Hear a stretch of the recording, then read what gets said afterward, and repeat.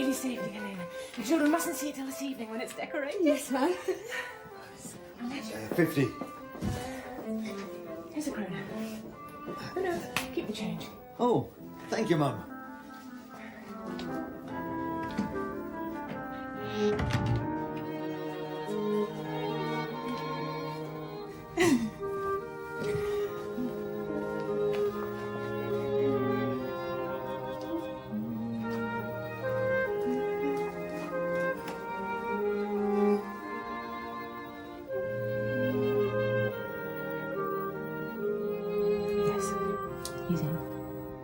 My skylark chirping out there?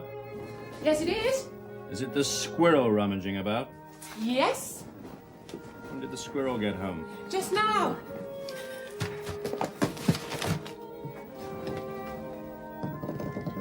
Come out here, Torvald. See what I've bought. Don't disturb me. Did you say bought? All that. Has the little spending bird been throwing money away again? Yes. But surely this year we can let ourselves go just a little bit, can't we, Torvald? It's the first Christmas we haven't had to save. You know we can't be extravagant. Oh, yes, Tor, just a little bit, can't we? Now that you're getting a big salary, you're going to be earning lots and lots of money. Yes, in the new year, but it's going to be 3 whole months before my salary's due. Oh, well, we can borrow some money till then. Supposing I borrowed 1,000 kroner today and you squandered it over Christmas, and then on New Year's Eve a roof tile fell on my head and knocked me out. Shh, don't say such horrible things. Yes, but what if such a thing did happen? What then? Well, if anything as dreadful as that were to happen, it would be all the same to me whether I was in debt or not. Yes, and what about the people I'd borrowed from? Them? Well, who cares about them? They're strangers, aren't they? Laura, you are a typical woman. You know what I feel about this sort of thing. No debts, never borrow. We've held on bravely so far, you and I, Nora, and we will go on doing so for the short time that it is still necessary. Yes, yes, yes. As you wish, Torvald.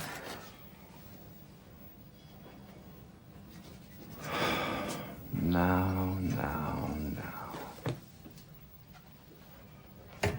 The little songbird mustn't droop her wings. What? Is it the squirrel standing there sulking? Nora. What do you think I've got here?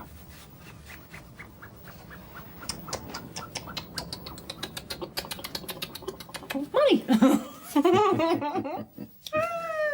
There you are. Good Lord, I know a lot of money goes on housekeeping at Christmas. 20, 30, 40, 50. Oh, thank you. Thank you. Torvald, this'll keep me going for ages. Yes, it certainly must. Well, I'll see that it does. Now, do let me show you everything I've bought, and it was all so cheap. Look, new clothes for Ivor, and a little sword, and then a horse, and a trumpet for Bob. And a doll, and a doll's cot for Emmy. Look, I mean, it's only cheap, but she'll soon smash them to pieces anyway. And then some headscarves and dress material for the maids, but old Anna Maria really should have had something better. What's in that parcel? No, you're not to see that till this evening. Oh, well, tell me, my little spendthrift, what have you thought of for yourself? Oh, no, I don't want anything. Of course you do. Well, don't know, really. Well, actually, Torvald. Well, if you want to give me something, you could... Out with it, Well, you could always give me money, Torvald. No, but only not... as much as you think you can spare, and then I can wrap the money up in some pretty gold paper and hang it on the Christmas tree. Wouldn't that be fun? What are those birds called that are always wasting money? Yes, I know. Spendthrift birds. birds. But do let's do as I say, Torvald, and then I'll have time to think about what I need most. Now, that's very sensible, isn't it? Yes. Indeed it is. That is, if you could really hang on to the money I give you and really spend it on something for yourself. But it goes on housekeeping and all kinds of quite useless things, and then I have to fork out again. But, Torvald, you see, you don't... It cannot be denied. My dear little one, a spending bird is sweet, but it uses up an awful lot of money. It's incredible how expensive it is for a man to keep a spending purse. Oh, shame on you. I really do save everything I can. Yes, that's true. Everything you can. But you can't. Oh, if only you knew what expenses we squirrels and skylarks have, Torvald. You are a strange little one, just like your father. You try to get money from all over the place, and when you've got it, it just sort of slips through your fingers. You never know what you do with it. Oh, I must take you as you are. It's in the blood. Oh, yes, it is, Nora. That sort of thing is hereditary. Oh, well, I only wish I'd inherited lots of Papa's qualities. I wouldn't want you to be any different from the way you are, my sweet little songbird. Strikes me that you look, what shall I say, rather furtive today. Oh, do I? Yes, you certainly do. Look me straight in the eye. Well, my sweet tooth would never have gone wild in town today. no, what makes you think that? Hasn't the sweet tooth actually slipped into the cake shop? No, Torvald, And didn't I just promise taste you. one little sweet? No, honestly, Not I even assure nibbled you. a macaroon or two? No, honestly, I promise you. I'm only joking. I wouldn't dream of crossing you. No, of course not. And you've given me your word. Well, you keep your little Christmas secrets to yourself. My dear Nora, will come out this evening, I expect. When we've lit the Christmas tree.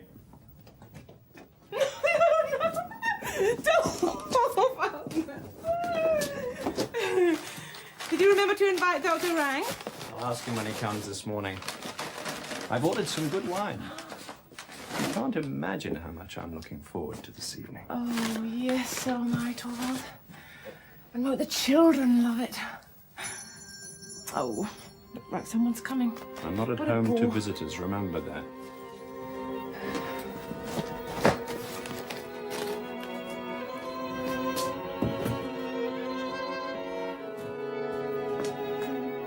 There's a lady to see you, ma'am. I don't know. Well, show her in. Oh, the doctor came at the same time. He goes straight into my study. Yes, he did.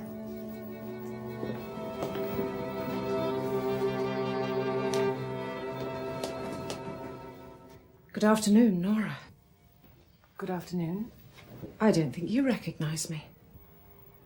Christina? Is it really you? Yes, it's me. Oh, Christina! Fancy me not recognizing you. Well, you've really changed, Christina. Yes, I suppose I have. 9, 10 years. It's Is it as long as that since we saw each other? Yes, it is, actually. Oh, well, have you come into town, or...? I came on the steamer this morning. Well, yes, do take your things off. Helena. Aren't you frozen?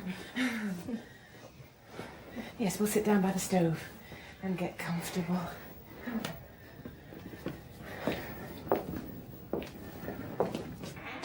No, you take the armchair. I'll have the rocking chair. There. Now you look like your old self again. It was just when I first saw you. But you are a little bit paler, Christina. And a little bit thinner, perhaps. And much, much older, Nora. Oh, well, little bit older, perhaps, but not much at all. Oh, goodness. Oh, how thoughtless of me chattering away like this. Oh, dear, sweet Christina, can you forgive me? What do you mean? Well, poor Christina, you've lost your husband. Yes, 3 years ago. Yes. Believe me, Christina, I often thought of writing to you at the time. I don't know, I just kept putting it off, and then something always cropped up. Nora, I do understand. No, it was terrible of me. Awful, awful. You poor thing. What you must have been through. And he didn't leave you anything. No, And no children. no. So nothing at all then. Not even a sense of loss. But Christina, can that be possible? It sometimes happens, Nora. Utterly alone. How terribly sad for you. I've got 3 lovely children. You can't see them just now because they're out with their nanny. But tell me everything about yourself now. No, I want to hear about you. No, you start. I won't be selfish today. I will only think about you today. I must just tell you one thing, though. What do you think? My husband's just been made manager of the savings bank. How lucky. Yes, tremendously.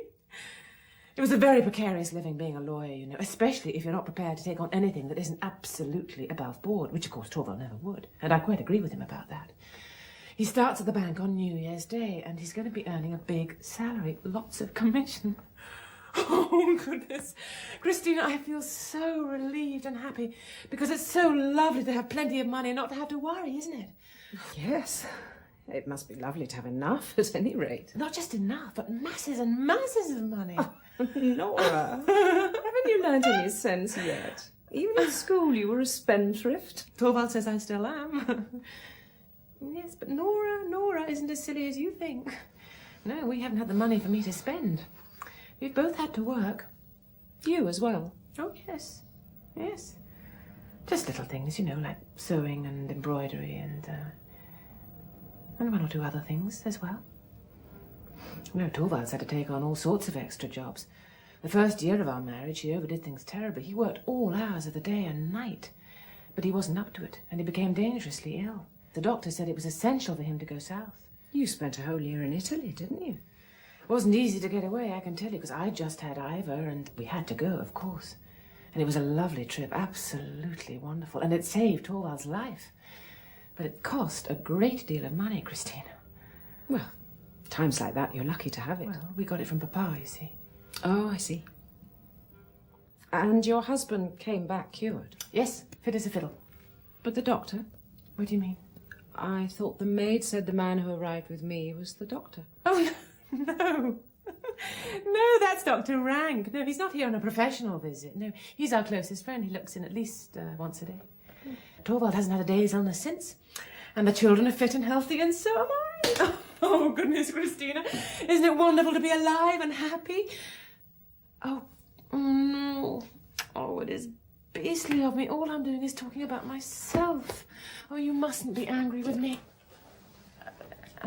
Tell me now, is it really true that you didn't love your husband? Why did you marry him then? My mother was bedridden and helpless. I had my 2 young brothers to look after. I didn't feel it would be right to refuse his offer. No, you were probably right about that. Yes. So he was rich at the time then, was he? He was quite well off, I thought. But his business wasn't doing well. When he died, it all went to pieces. There was nothing left. So then... Then I ran a little shop for a while. Oh. Had a little school. Anything I could think of. These last 3 years, I've never stopped working. But now it's over, Nora. My poor mother doesn't need me anymore. She's dead. Nor do my brothers. They've got jobs and can look after themselves. Oh, you must feel greatly relieved. No. Just unutterably empty. If only I could have the luck to find a job. Some kind of office work. Oh, but Christina, that's so terribly tiring, and you look tired out as it is. Now, the best thing for you would be a little holiday. Go to a spa somewhere. I don't have a papa to pay for it, Nora. Oh, look, you mustn't be angry with me. Oh, I'm sorry. Don't you be angry with me. The worst thing about being in a situation like mine is it makes you bitter. Well, you've no one to live for, so you get to be selfish. Can you believe it? When you told me about your good fortune, I wasn't happy nearly so much for your sake as I was for my own. What do you mean? Oh, I see. Oh, you think that Torvald might be able to do something for you? Yes, that's what I was thinking. Well, I'll see that he does. Leave it to me. I'll bring it up very, very delicately. I'll put him in a really good mood. Oh, Christina, I'd so like to help you. It's lovely of you, Nora, to want to help. It's especially lovely of you when you've known so little of life's troubles or hardships. You really oughtn't to say that in such a superior way. You're just like all the others. You all think I am incapable of anything really serious. Oh, no. That I've never had to struggle in this difficult world. You rather look down on me, Christina, don't you? But you shouldn't, you know. I've got something to be pleased and proud about, too. I haven't told you about my really big thing. What do you mean? Shh. Look, Torval mustn't overhear us, not at any price. No one must find out about it, Christina. Nobody but you. Come in.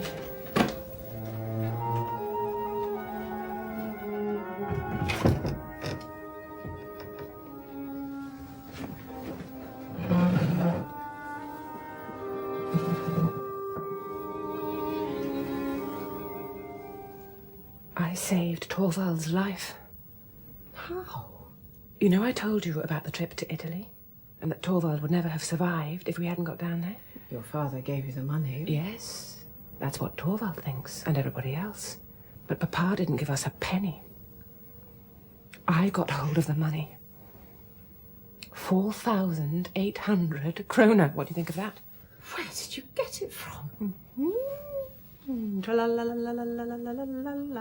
certainly couldn't borrow it. Oh, why not? A wife can't borrow without her husband's permission. Ah, well, you see, if it's a wife with a little business sense. A wife who knows how to use her head a little bit. Nora? Anyway, I didn't say I did borrow the money. I might have got it from some admirer or other. You're mad. You're dying of curiosity now, aren't you, Christina? Nora, listen. You haven't done anything rash, have you? Is it rash to save your husband's life? It's rash if you borrowed money without him knowing. No, he hadn't to know. That was the whole point. He wasn't even supposed to know how dangerously ill he was. But didn't your father tell your husband that the money didn't come from him?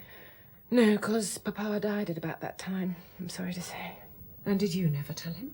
No, how can you think of it? He's so strict about things like that. And besides, Torvald and his masculine pride, you know, it would be very embarrassing for him, humiliating, really, to know that he owed anything to me. No, it would damage our relationship. This lovely, happy home of ours would never be the same again. Will you never tell him? Someday, perhaps. Many years from now, when he's not as taken with me as he is at the moment. When he no longer gets any pleasure out of watching me dance for him and dress up and recite. Might be useful then to have something up my sleeve. No, that time will never come. Well, Christina, what have you got to say to my big secret? Aren't I capable of something? Well, anyway, the whole business has been a great deal of worry to me, I can tell you. It hasn't been at all easy for me to meet my obligations on time. In the business world, you see, there are these things called installments, and there is something else called quarterly interest, and they're sometimes very hard to come by. I've had to save a little bit here, a little bit there, wherever I could, you see. I couldn't take too much out of the housekeeping, because Torvald had to live well, and I can't have the children looking shabby, little sweethearts. But whenever Torvald gave me money for dresses and things, I only ever spent half. Luckily, even cheap things suit me pretty well, so Torvald never noticed. I found some other ways of earning money as well. Last winter, I was lucky enough to get a lot of copying to do, and so I shut myself away every night, and I sat writing till late into the night. I used to get so tired. But at the same time, it was tremendous fun sitting there, writing and earning money. It was almost like being a man. How much have you managed to pay off? Well, I can't tell exactly. You see, it's very difficult to keep track of with a business like this. All I do know is that I've paid off every penny I've been able to scrape together. Sometimes I haven't known where to turn. And then I used to imagine that this rich gentleman had fallen in love with me. What gentleman? No, wait. And that now he died. And when they opened his will, it said in enormous letters, "All my money is to go to the charming Mrs. Nora Helmer, immediately, in cash." Nora, who's this man? It wasn't any old gentleman. Good heavens, don't you understand? He was just somebody I used to dream about over and over again when I couldn't find any way of paying back the money. Oh, but it doesn't matter now. The boring old thing, and keep out of it now. I finished with him and his will, because I haven't got a care in the world now. Oh, Christina, what a lovely thought. They have not a care in the world. They have everything just as Torvald likes it. And the spring will be here soon. Oh, that stretch of blue air everywhere. Maybe I shall see this here again. Oh, yes, it is wonderful to be alive and happy. Isn't... Perhaps I'd better go. Oh, no, do stay. I don't suppose it's for me. It's probably someone for Torvald. Excuse me, ma'am. There's a gentleman wanting to speak to Mr. Helmer, but I didn't know as the doctor was Well, in who there. is it? It's me, Mrs. Helmer. You. What is it? What do you want to speak to my husband about? Bank business, in a way. I have a position at the bank, and now I hear that your husband's to be our new manager. So it's... It's just dull business, Mrs. Helmer, nothing else. Well, yes, by all means, do go into the study, please.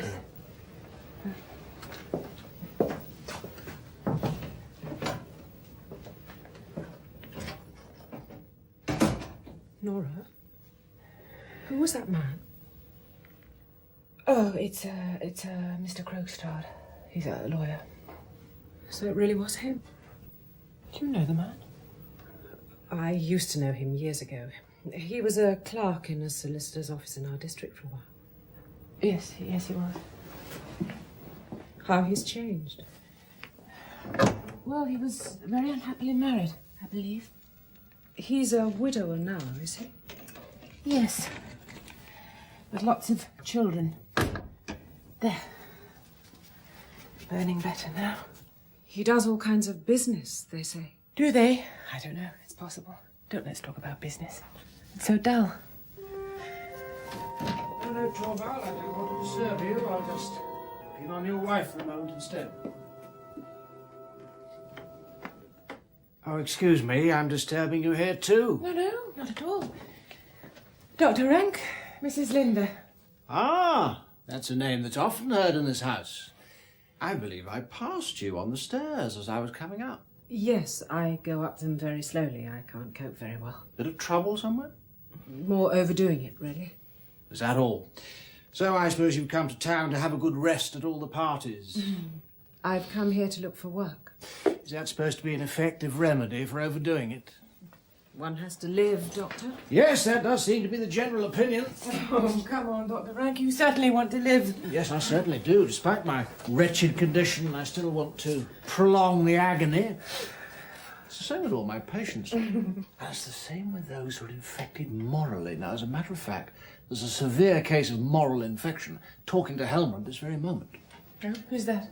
A fellow called Krogstad, you wouldn't know him. He's rotten to the core, Mrs. Helmer, but even he began starting about how he had to live, as if that was of the utmost importance.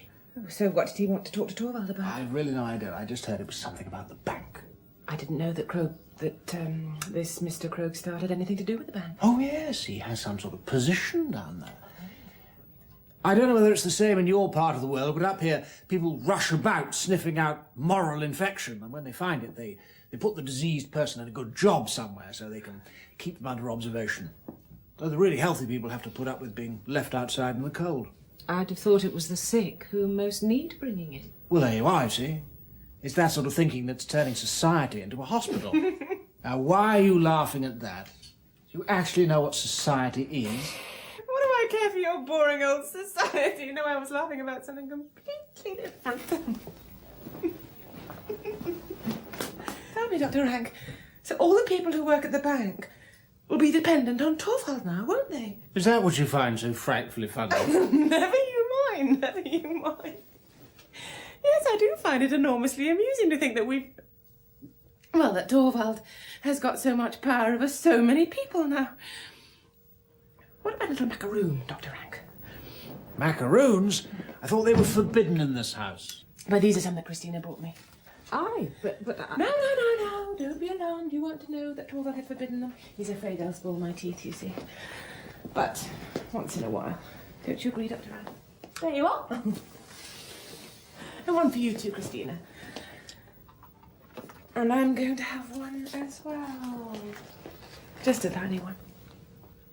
There's just one thing left in the whole world that I've got this enormous desire to do. What is it?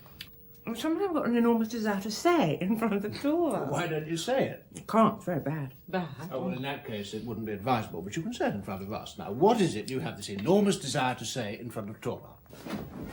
Hellfire and damnation. You must be mad. Nora. Well, say it. There he is.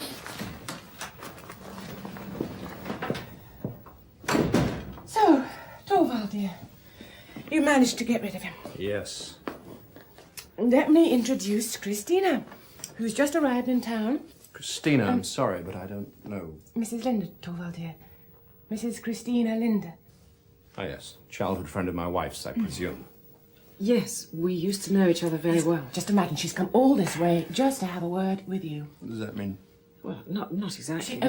She's awfully clever, Christina, at office work, and she wants to work under a really able man. Because she wants to learn even more than she knows already. Very sensible, Mrs. Linda. And so when she had you been made bank manager, because, she read it in the papers, she came down here as fast as she could. You will be able to do something for Christina, Torvald, dear, for my sake, won't you? That's not altogether impossible. I presume you're a widow, Mrs. Linda? Yes. And you have some experience of office work? Yes, indeed. It's very likely I can get you a job. Ah, there you are, you see? You've come at a fortunate moment, Mrs. Linda. Oh, I can't tell you how grateful I am. No need. But you'll excuse me for today. Wait a moment. I'll come with you. Don't stay out long, Torvald, dear. An hour, no more.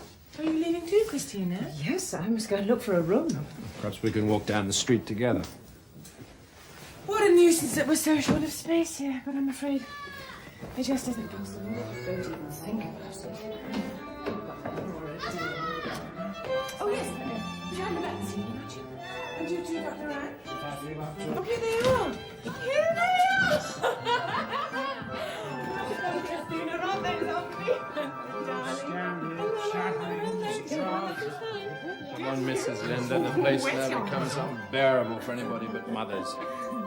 Till this evening, then. Darling, did you have a lovely time? Very cold. In you come, in you come.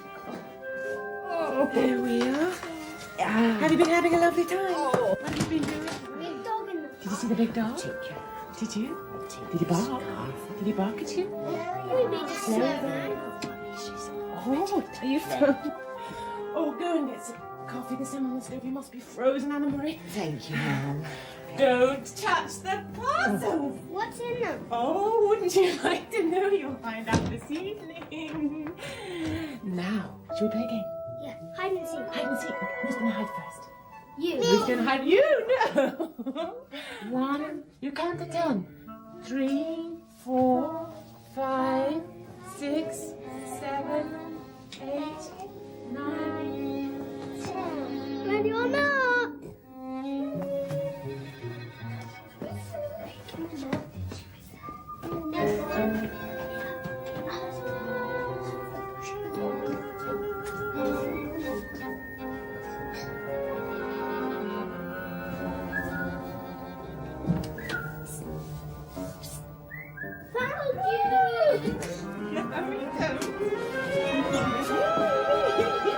Mrs. Helmer. Excuse me. The door was open. Someone must have forgotten to shut it. My husband is not at home, Mr. Krogstad. Yes, I know that. Oh, well, so what do you want here, then? A word with you. Off you go. Go and find Anna Maria. This man won't hurt you, will he? No, he won't hurt me, darling. As soon as he's gone, we'll have another game. Off you go. Go and find Anna Maria.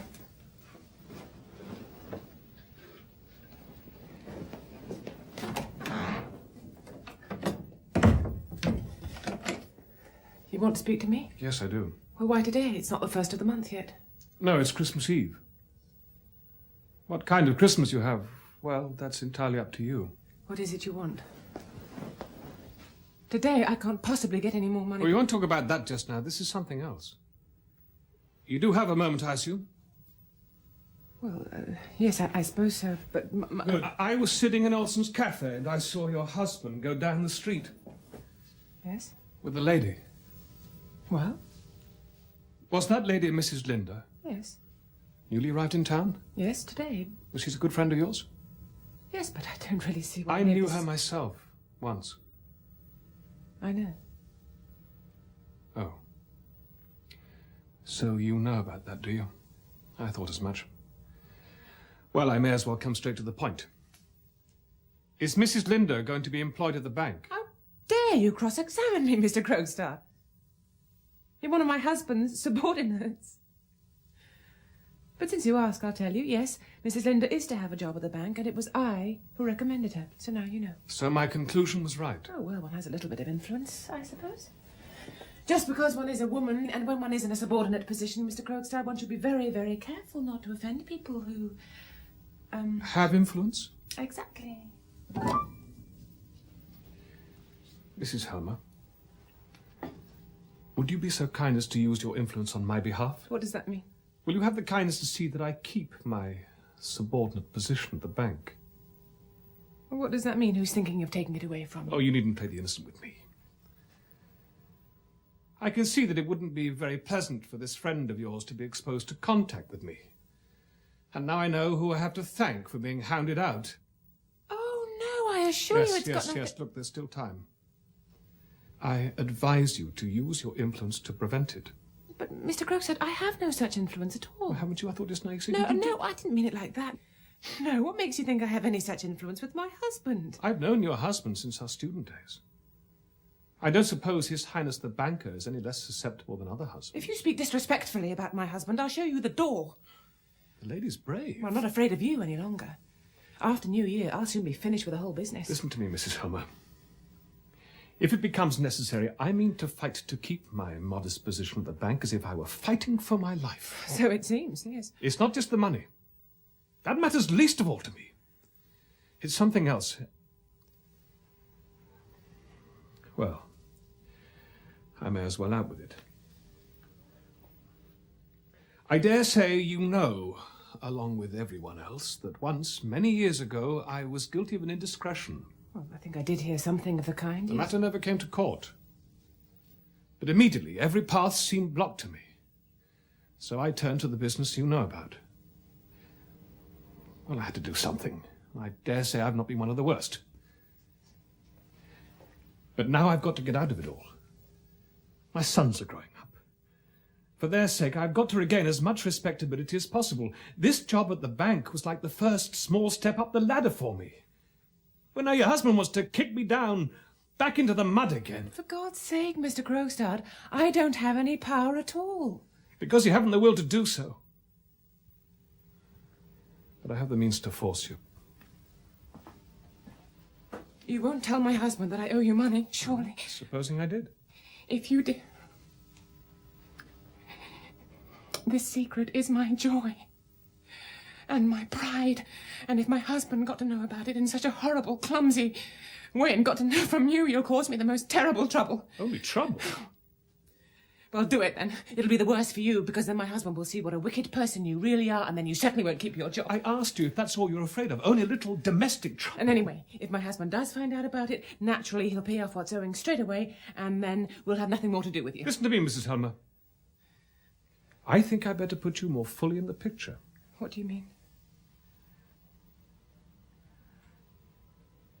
When your husband was ill, you came to me to borrow 4,800 kroner. Well, yes, I had no one else to turn And I to. promised to get you that money. Yes, and you did. I promised to get you that money under certain conditions.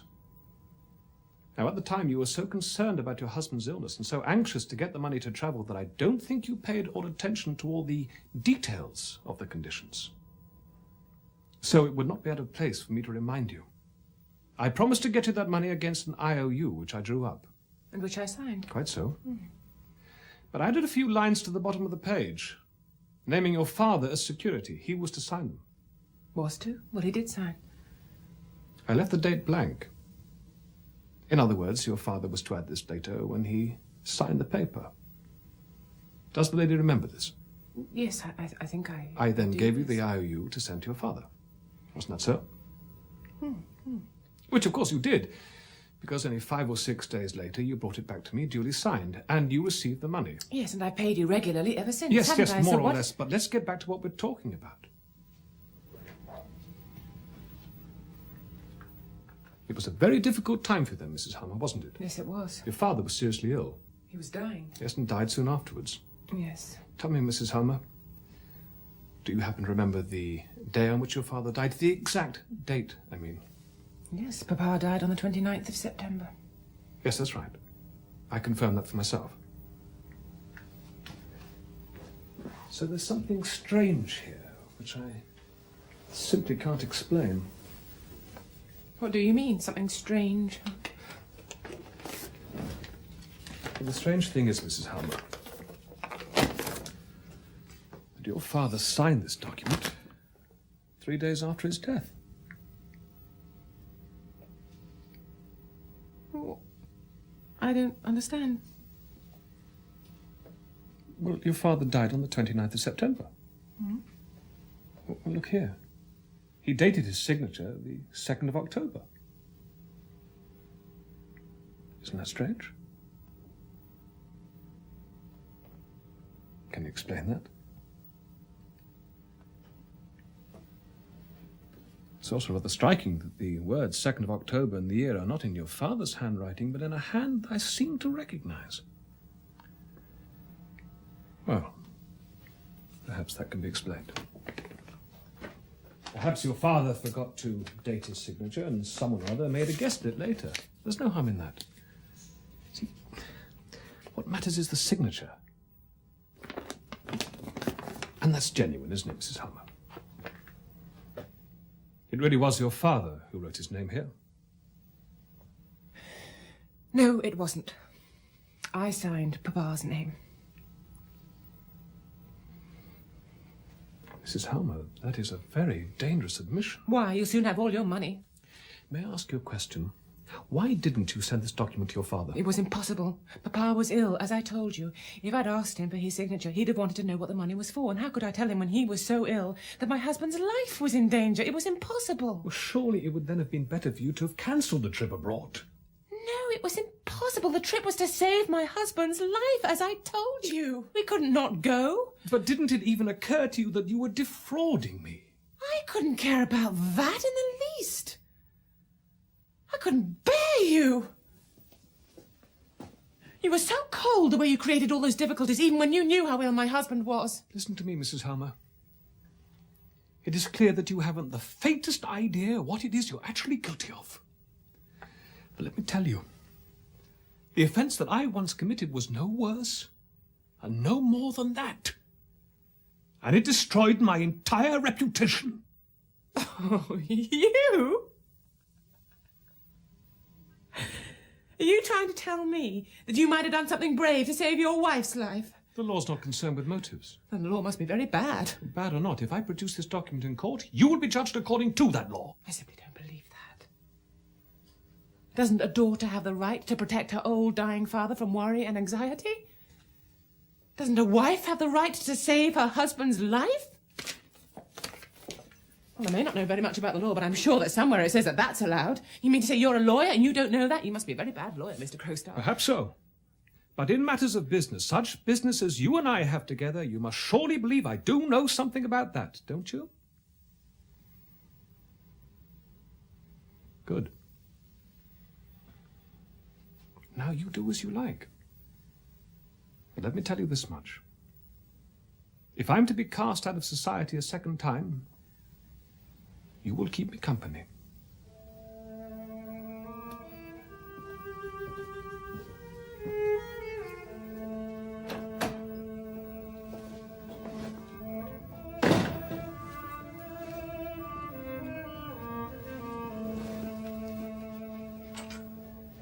Nonsense. He's trying to frighten me. I'm not so naive. But...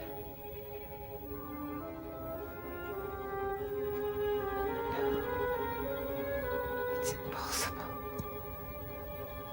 I did it for love, after all.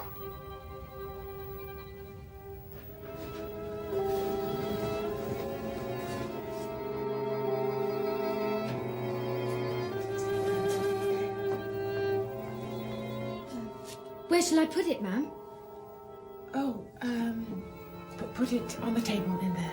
Right.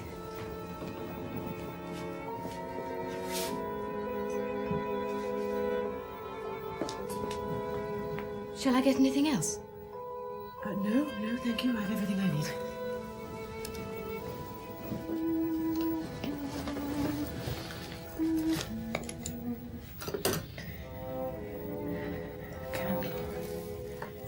Here. Flowers here. Horrible creature. Oh, nonsense, nonsense. Nothing's wrong. The Christmas tree's going to be lovely. I'll do anything you want me to, Torvald. I'll sing for you. Dance for you. You back already? Yes. Has anyone been here? Here? No. Strange. I just saw Krogstad leave the building. Oh, yes, that's true. Krogstad was here for a moment. Nora, I can see it in your face. He's been here and asked you to put in a good word for him. Yes. And you were going to pretend that it was your own idea? You weren't going to tell me that he'd been here. Didn't he ask that as well? Yes, Torvald, but I... Nora, how can you let yourself get involved in that? Converse with a person like that, promise him something, and then on top of everything, tell me a lie. A lie? Didn't you say that nobody had been here? Oh. My little songbird must never do that again. A songbird must keep its beak clean. Never a false note. Isn't that how it should be? Oh, yes, I knew all right. Let's say no more about it.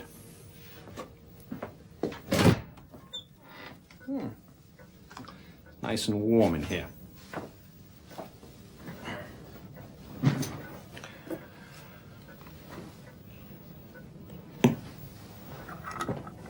Torvald. Yes? I'm enormously looking forward to the fancy dress party the day after tomorrow. And I'm enormously curious to see what you're going to surprise me with. Oh, no, it's a silly idea, really. Oh? I just can't think of anything that'll do. You know, everything seems so ridiculous, so pointless. Has my little Nora come to realize that at last?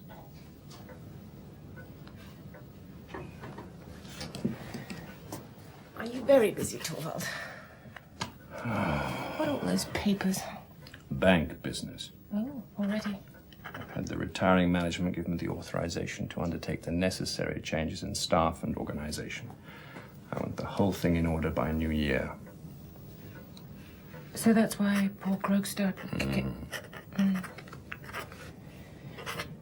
Because if you hadn't been so busy, I'd have asked you to do me an enormous favor. Well, what is it? Let me hear it. Well, you see, no one's got such good taste as you. And I'd so like to look my best at the fancy dress party. Please, won't you take care of things and help me decide? And tell me what time to be and what my costume should be like. So my willful little girl is looking for someone to come to her rescue. I just can't get anywhere without your help. Good. Torvald. Good. I'll think about it. We'll find something, I'm sure. Oh, thank you. That is kind of you. Aren't those red flowers pretty?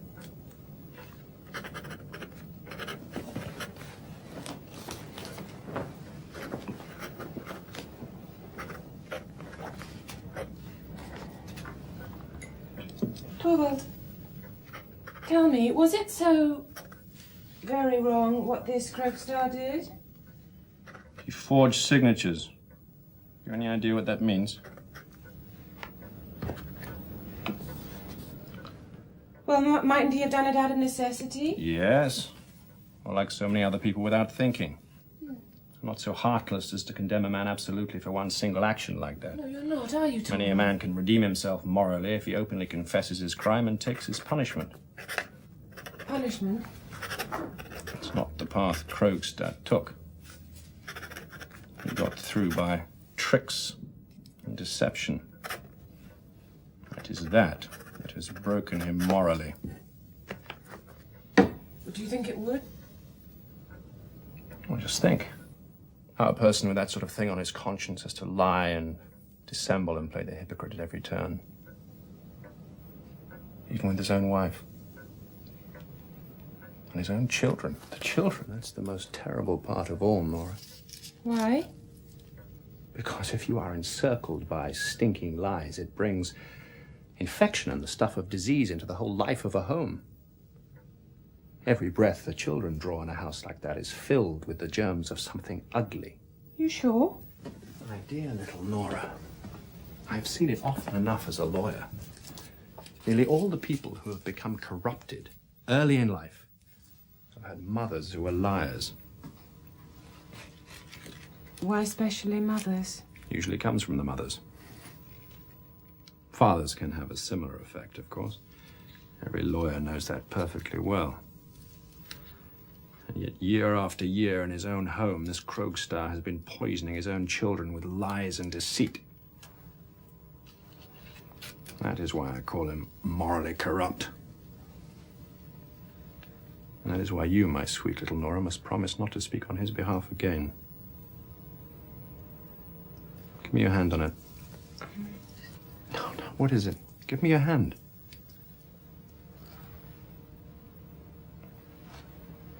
There. It's settled then. I assure you it would have been impossible for me to work with him. I feel literally physically sick in the presence of people like that. So hot in here. Got so much to do.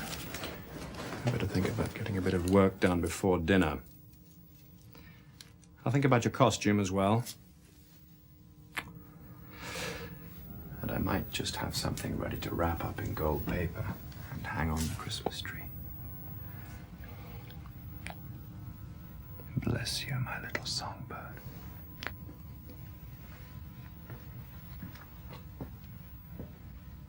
Nonsense. It isn't like that. It's impossible. Must be impossible.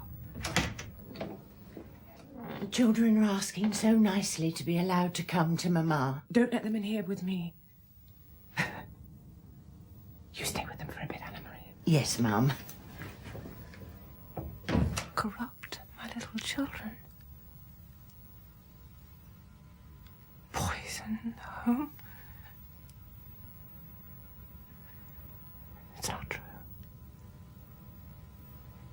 Couldn't possibly be true.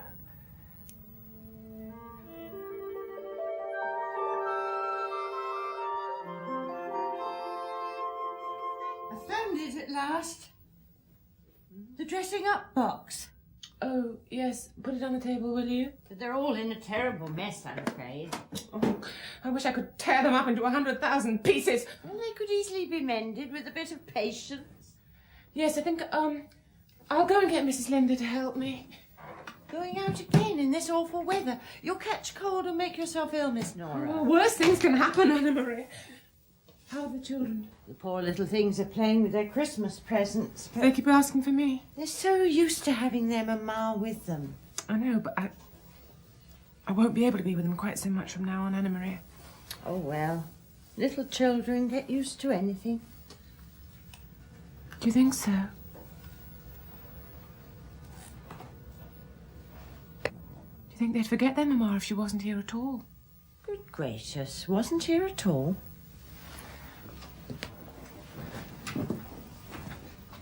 Tell me, Anna Maria, I've often wondered, how could you bear to let your baby be adopted by strangers? Well, I had to. When I was going to be little Nora's nanny. Yes, I know, but did you want to? When I had the chance of such a good place. A poor girl that's got into trouble has to take what she can get. Because that wicked man didn't do a thing for me. Yes, but your daughter seems to have forgotten you. Oh, no, she certainly hasn't. She wrote to me when she was confirmed. And again when she got married. Oh.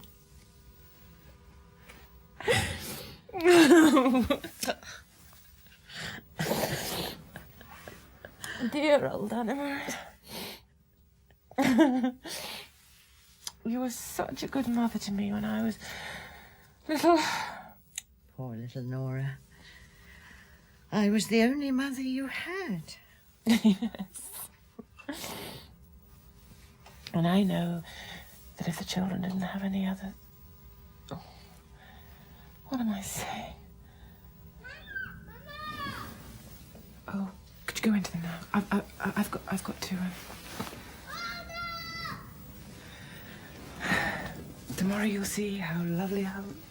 Oh, I know there won't be anyone at the ball as lovely as Mrs. Nora Helmer.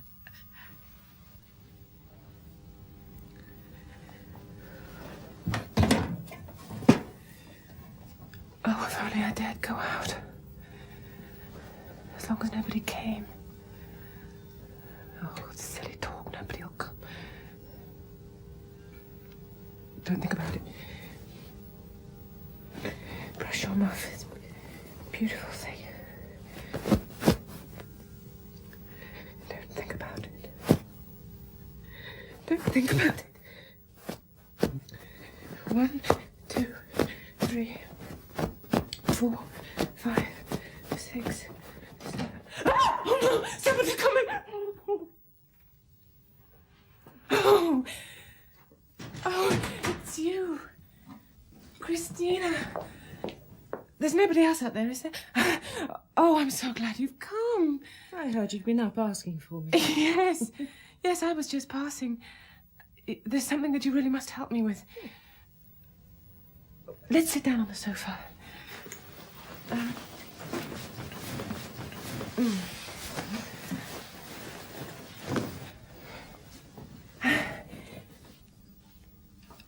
There's going to be a fancy dress party at the Stenborgs upstairs tomorrow night, and Torvald wants me to go as a Neapolitan fisher girl, dance at Tarantella, because I learned it in Capri, you see.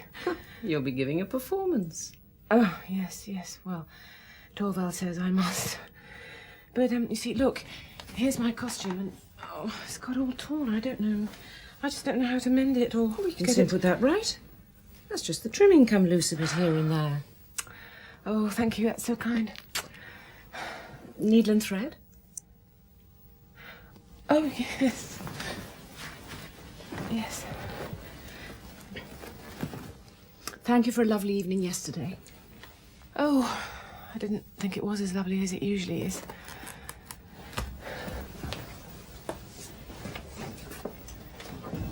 Tell me, is Dr. Rank always as depressed as he was yesterday? No, it was particularly noticeable yesterday.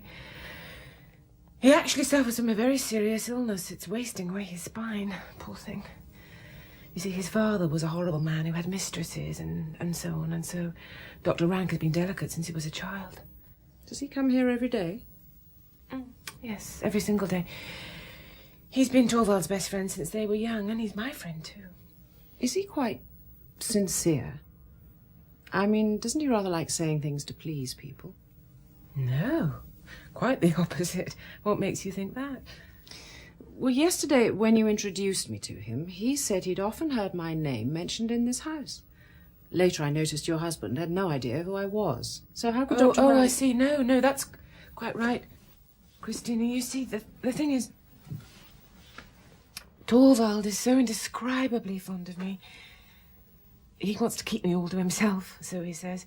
You know, in the early days, he used to get sort of jealous if I so much as mentioned any of the people I'd been fond of back at home. So I stopped doing it, naturally.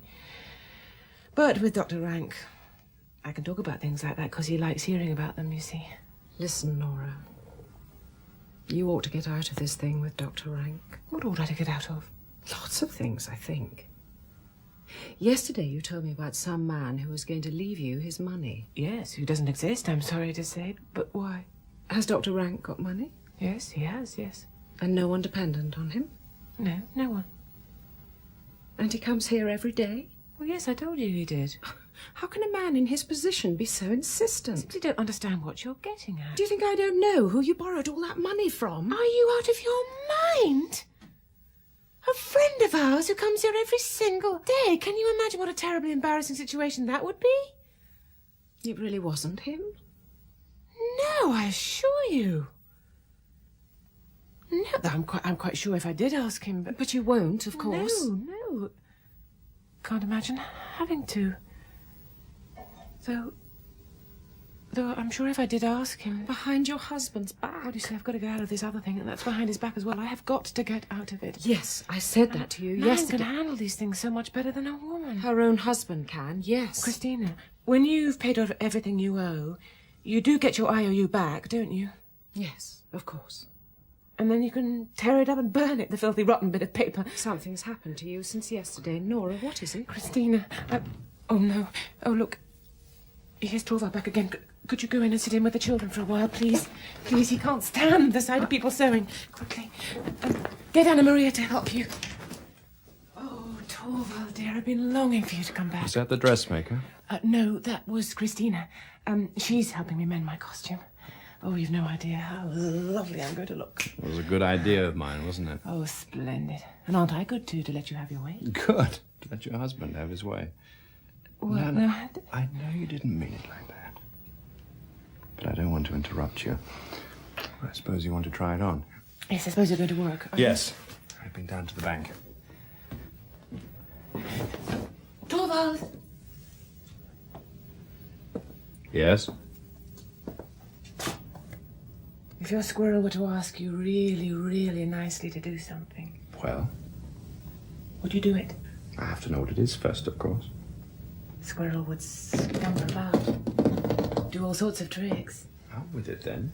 The skylark would sing in every room in the house. Come on, the and Skylark does that anyway. I'll be an elf. I'll dance in the moonlight for you, Trevor. Nora. It's surely not what you started on this morning. Yes, I implore But you. you really have the Torvald. gall to bring that up again? Yes, yes. You must let me have my way. You must let Krogstad keep his job at the bank. My dear Nora, it's his place I've decided to give to Mrs. Linda. Yes, I know, and it's enormously kind of you, but you can just dismiss some other clerk instead of Krogstad. This is incredible willfulness. Just because you go and make some thoughtless promise to put in a good word for him, you No, expect it's me not to... that, Torvald. Torvald, it's not that. It's for your own sake. The man writes in the most horrible newspapers. You've said so yourself. He could do you unspeakable harm. He frightens me to death. I understand. Was it old memories that are frightening you? What? But What do you mean? you're thinking of your father, naturally. Yes, do you remember what malicious people wrote in the papers about Papa? How they slandered him so terribly. I think, they'd have got him dismissed if the ministry hadn't sent you there to investigate, if you hadn't been so kind and My helpful. dear Nora, there is a considerable difference between your father and me. Your father did not hold a position that demanded he was unimpeachable, but I do. And I intend to remain that way for as long as I hold my post. Yeah, but no one knows what evil people can come up with. You see, we could live so peacefully, happily, you and I and the children, the peace and quiet of our own home without a care in the world. That's why I implore you. But it Torvald, is precisely by pleading for him that you make it impossible for me to keep him. It is already known at the bank that I intend to dismiss Krogstad. If the rumour got round that the new bank manager had let his wife change his mind... Well, what if it did? Oh, of course. Now, as long as the obstinate little thing gets her own way, I should go and make myself look ridiculous in front of the whole staff. Give people the idea that I'm not my own man. I should soon suffer the consequences of that, shouldn't I?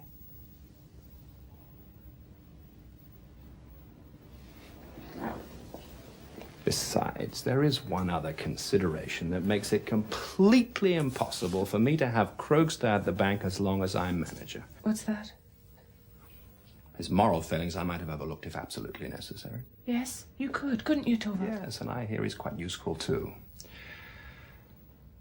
But he was an acquaintance of mine when we were young. It was one of those rash friendships that you're so often embarrassed by in later life. Well, I may as well tell you straight out. We've always called each other by our Christian names. And this tactless person makes no attempt to hide it when other people are present. On the contrary, he thinks this entitles him to adopt a familiar tone with me. So at every opportunity, he blurts out his Torvald this and his Torvald that. I find it highly embarrassing. He would make my position at the bank intolerable. You don't mean all this. Oh? Don't I? Why not? Well, no, because this is all so small-minded. What do you mean? Small-minded? You think I'm small-minded? Well, no. On the contrary, Torvald, All the dear, same, that's you why call my I... motives small-minded, so I must be small-minded too. Small-minded? I see. Well, I'll show you. I'll put a stop to this. Helena! What are you going to do? Settle it.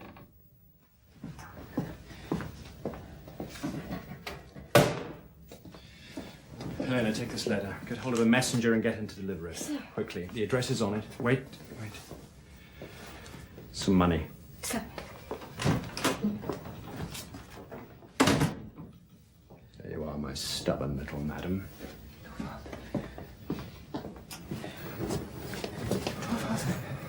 What was that letter? Krogstar's dismissal. Call it back. There's still time, please. Oh, Torvald, call it back for my sake, for your sake, for the sake of the children. Please listen to me, Torvald, please. Please, you don't know what this could bring upon us all. Please. Too late. Yes, it is too... My dear Nora, I forgive you this anxiety of yours. Although it really is an insult to me. Or isn't it an insult to think that I should be afraid of a wretched pen pusher's revenge? But I forgive you anyway. Because it demonstrates so beautifully how deeply you love me.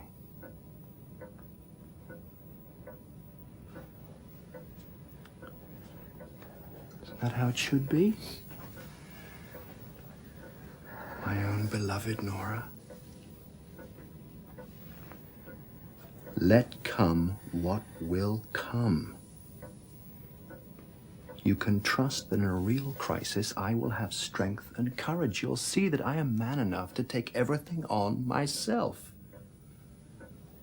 What do you mean by that? Everything I say. You'll never, ever have to do that. Good. Then we'll share things as man and wife. That's how it should be. Are you satisfied now? Now, not those frightened eyes like a dove. After all, it's nothing but sheer imagination. Now, you should work through your tarantella.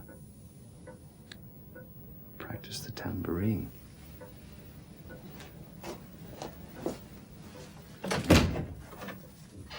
Stay in my study.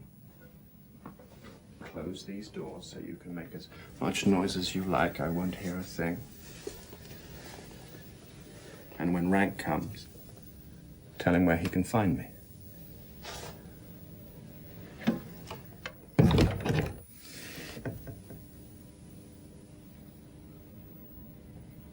He'll do it. He's quite capable of doing it. He'll do it in spite of everything. No. That must never happen. Anything but that. Help. Some way out. Dr. Rank. Anything but that. Absolutely anything but that.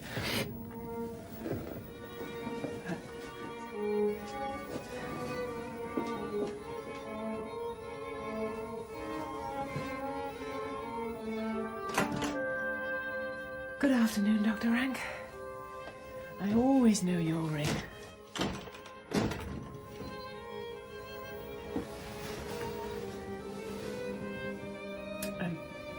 You mustn't go into Torvald. Not just now. I think he's busy with something. And what about you? Oh, I always have time for you. You know that very well. Thank you for saying so. I'll take advantage of that, for as long as I can. What do you mean?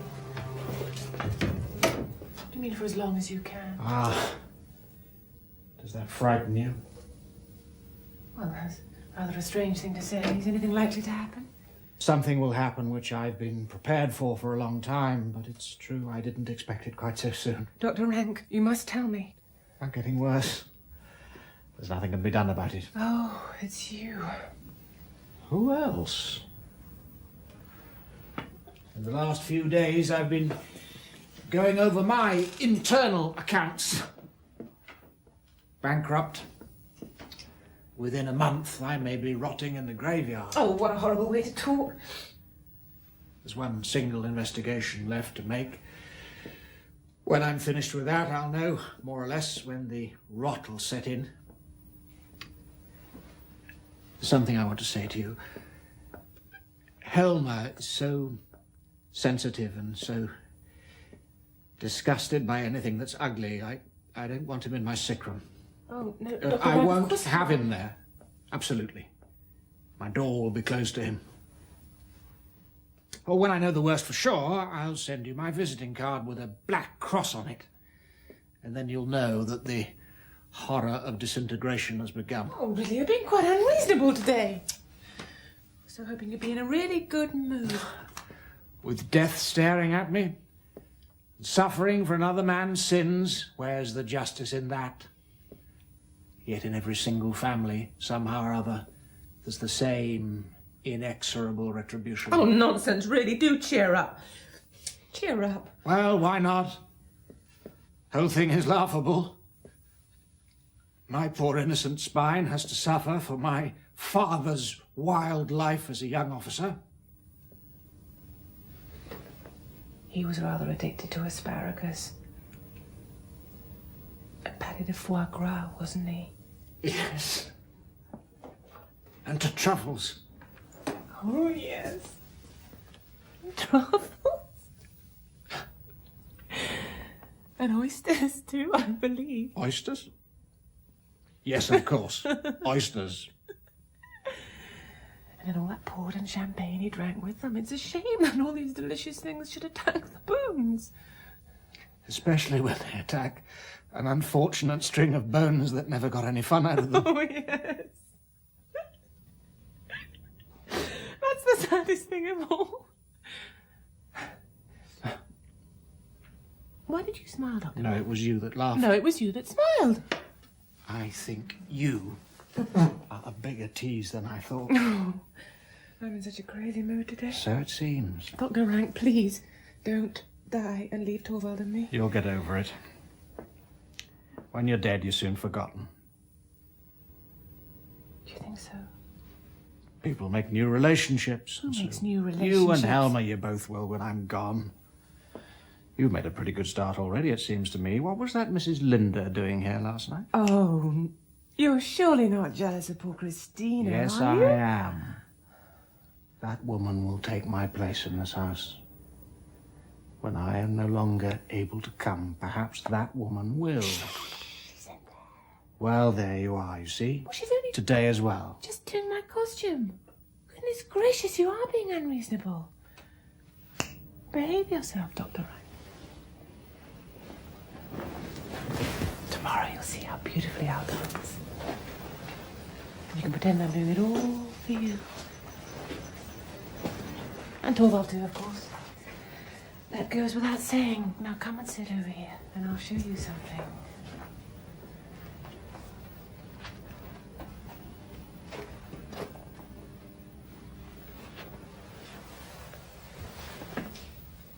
What is it? Look here.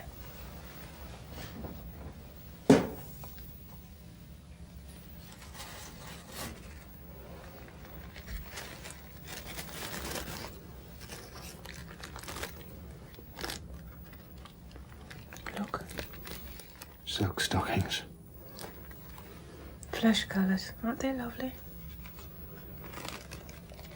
Of course, it's rather dark in here now, but tomorrow night... No. You can only see the foot. Well, perhaps you can see a little higher up as well.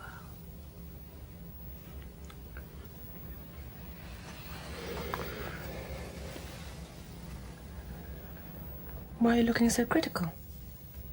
Don't you think they'll fit? I couldn't possibly have an informed opinion about that. Shame on you. Take that.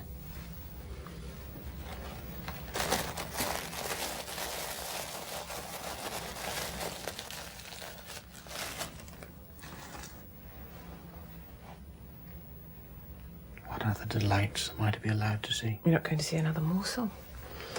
Because you're naughty. When I sit here quite so intimately with you like this, I can't grasp, I can't imagine what would have become of me if I'd never come to this house. Yes, I think you actually enjoy being here with us. To think of having to leave it all behind. No nonsense, you're not going to leave it. Hardly been missed for a moment.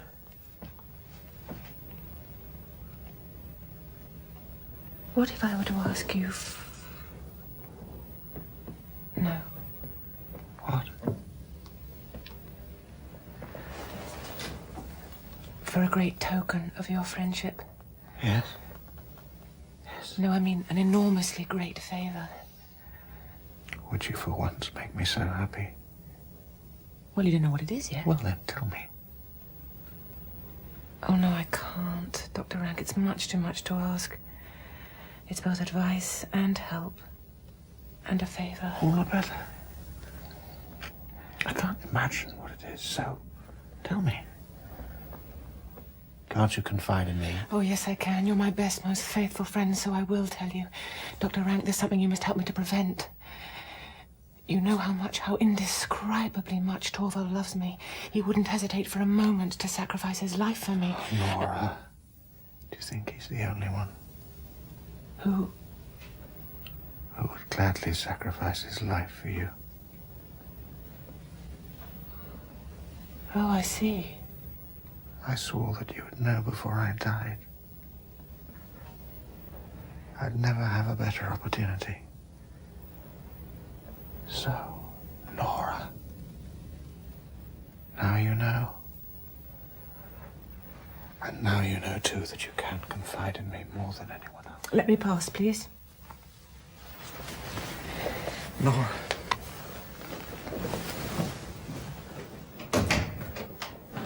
Helena, will you bring the lamp in, please?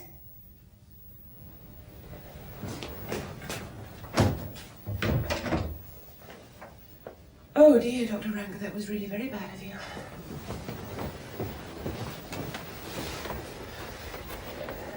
To have loved you as deeply as anyone else, was that bad? No, but to go and tell me so. There really wasn't any need. How do you mean? Did you know?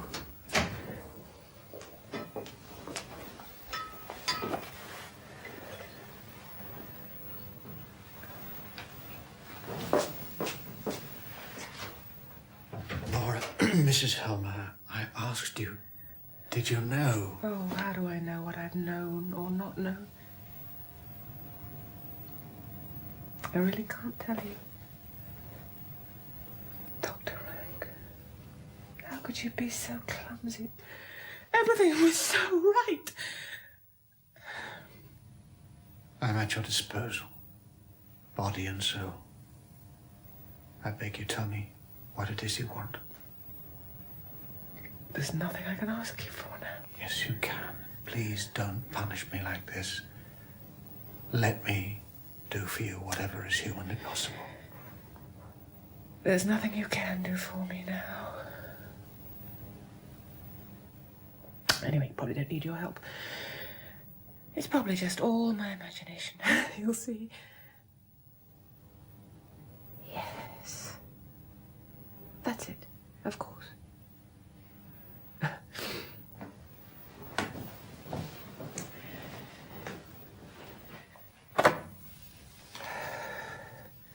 Well, Dr. Rank, you really are a fine one.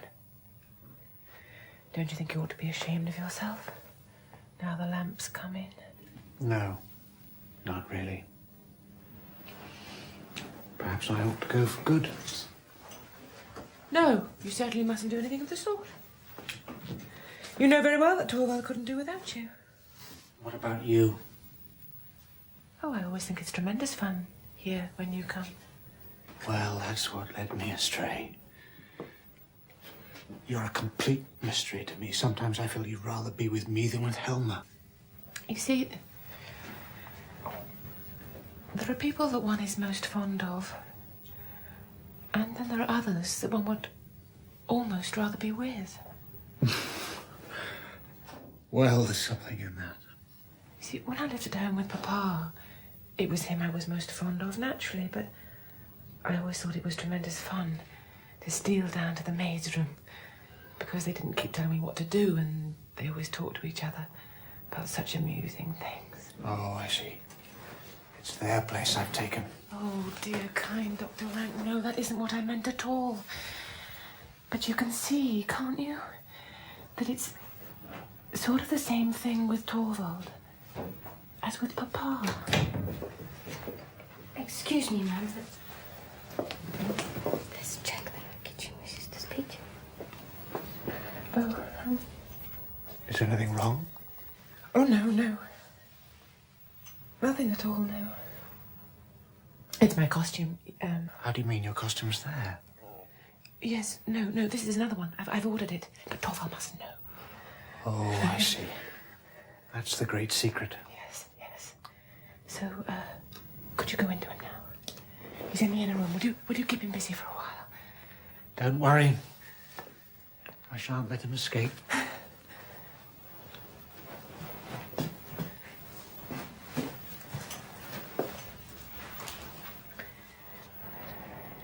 Is he waiting in the kitchen? Yes, he came up the back stairs. Didn't you tell him there was somebody here? Yes, but it didn't help. What, he won't go? No, he said he won't go until he's spoken to you. Well, I'll see him, yes. I'll see him in there, though, Helena. It's a surprise for my husband, you see. You mustn't tell anybody.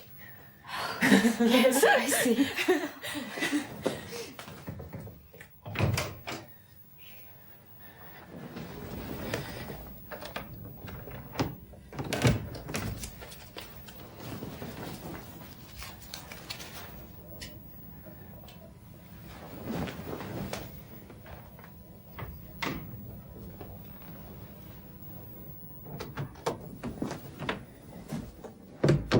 Speak softly. My husband is at home. What if he is?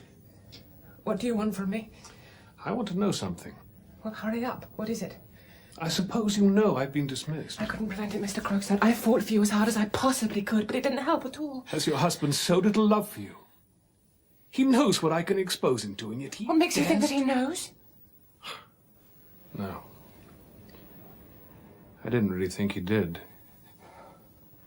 Wouldn't be at all like my good friend Torvald Helmer to show so much courage. Mr. Crookstone, I insist you show respect for my husband. By all means. All the respect he deserves. But since Madam is so anxious to keep this all a secret, I assume that you are better informed than you were yesterday as to what it is you've actually done. Better informed than you could ever make me. Yes, well. A bad lawyer like me. What is it that you want? I just want to see how things stand with you, Mrs. Helmer. I've been thinking about you all day. Oh, yes, even a debt collector, a pen pusher, a man like me does have what they call feelings, you know. Well, show them then. Think of my little children. Have you or your husband ever thought of mine?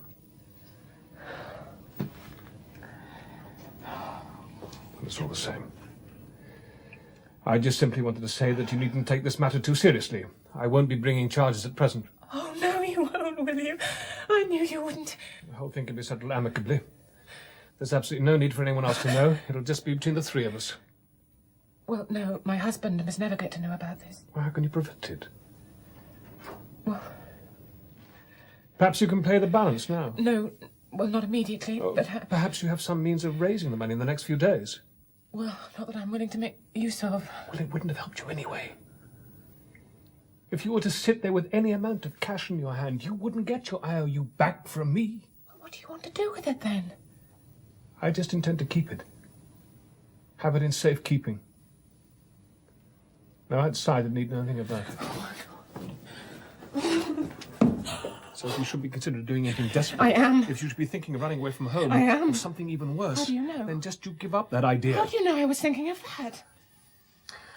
Most of us think of that to begin with. I thought of it myself. But I didn't have the courage. Neither have I. No, you haven't, have you? You haven't the courage either. I haven't. I haven't. Well, it would be a very foolish thing to do anyway. Once the first domestic storm blows over. I have a letter to your husband in my pocket. Telling him everything. As considerately as possible. My husband must never get that letter. Tear it up. I'll find some way of getting the money. Now listen, Mrs. Helm, I think I've just told you... No, I'm not talking about the money that I owe you. Tell me how much you're demanding from my husband, and I'll get it. I'm not demanding money from your husband. Well, what are you demanding, then? I'll tell you. I want to get back on my feet, Mrs. Helmer. I want to get on in the world, and your husband's going to help me. For the past 18 months, I have not been guilty of anything dishonest. All that time, I was struggling against the most difficult of circumstances. I was content to work my way up step by step. Well, now I have been thrown out again, and I will not put up with being merely forgiven. I want to get on in the world, I tell you. I want to be back in that bank and in a better job. Your husband will create a new post for me. He'll never do that. Yes, he will. I know him. He daren't object. Once I'm in there, then you'll see. Within a year, it'll be Niels Krogstad, not Torvald Helmer, that will be managing that bank. Oh, you'll never see that happen. Oh, do you mean that you're... Yes, I've got the courage now. You don't frighten me. Fine, pampered lady like you. Oh, you'll see. You'll see. Under the ice, you mean? Down into the cold, cold black water, and then to float up again in spring. Hideous. Unrecognizable. You don't frighten me. And you don't frighten me. People don't do that sort of thing, Mrs. Helmer.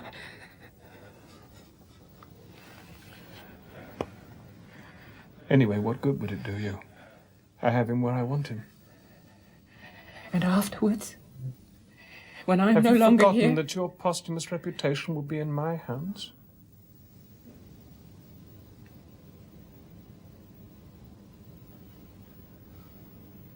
Well. But now you've been warned. So don't do anything foolish.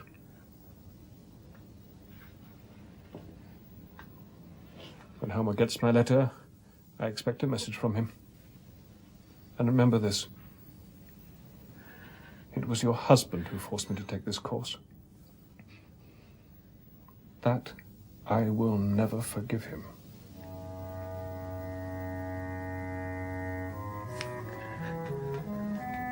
Goodbye, Mrs. Helmer.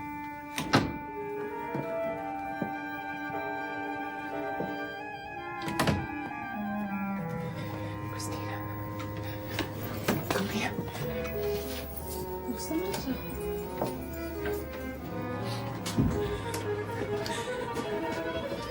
Laura! Did you see that letter? There. In the letterbox. Yes, of course I can see it. It's a letter from Krogstad. Laura! It's Krogstad who lent you the money. Yes, and now Torvald will find out everything. And believe me, Nora, that'll be best for both of There's you. more to this than you know.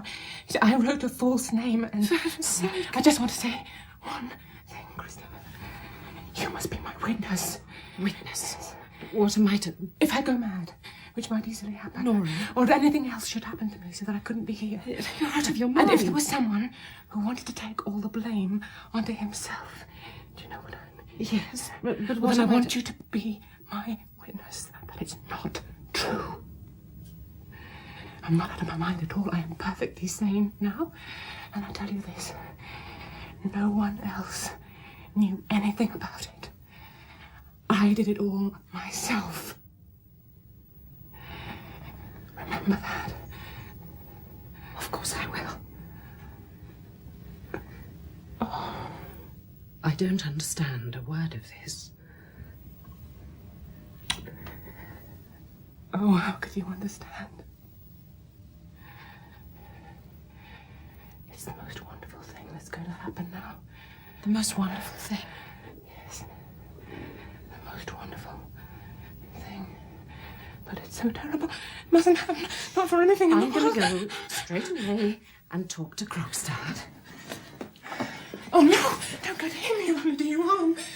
There was a time when he'd have done anything in the world for me. He would? Where does he live? Oh, how should I know? Oh, no, yes, here's his card. But the letter. Nora! Yes, what is it? Why do you want me? Nana, don't be so frightened. We're not coming in anyway. You've locked the door. You still trying your costume on?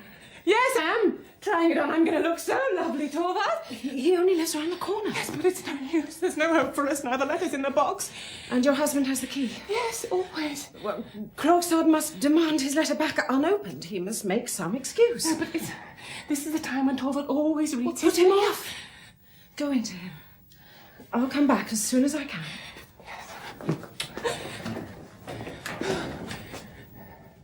Torvald. So, a man may finally venture into his own sitting room again. Come on, Rank.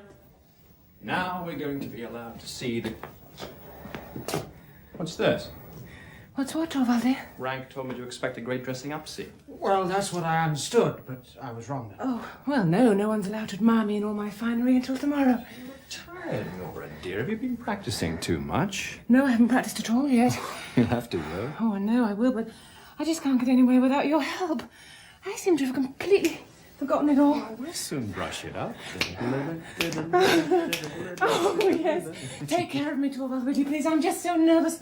All those people. You must devote yourself exclusively to me this evening. I promise. Not a stroke of I business. promise this evening I'll be completely at your service, you poor helpless little thing. What are you looking for out there? I'm just going to see if there are any letters. No, don't do that, Torvald. What's the matter now? No, well, please don't. I beg you, because there aren't any. Let me look, though.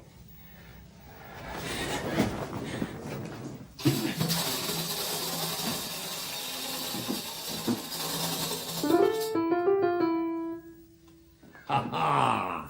I won't be able to dance tomorrow unless I practice with you now. Nora, are you really that nervous? Yes, I am. I'm terribly nervous, so please sit down and play for me, Torvald. Instruct me, as you always do. With pleasure, with great pleasure, if that's what you want.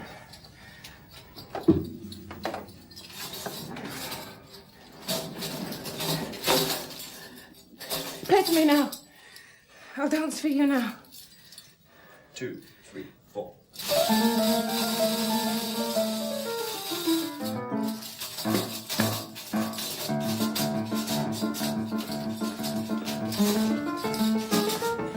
Slower, slower.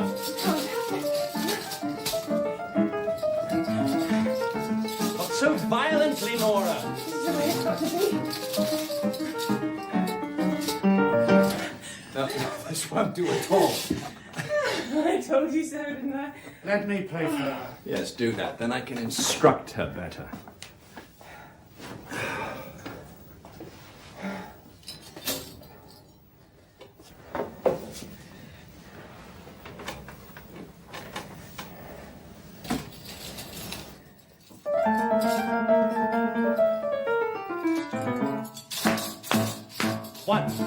One.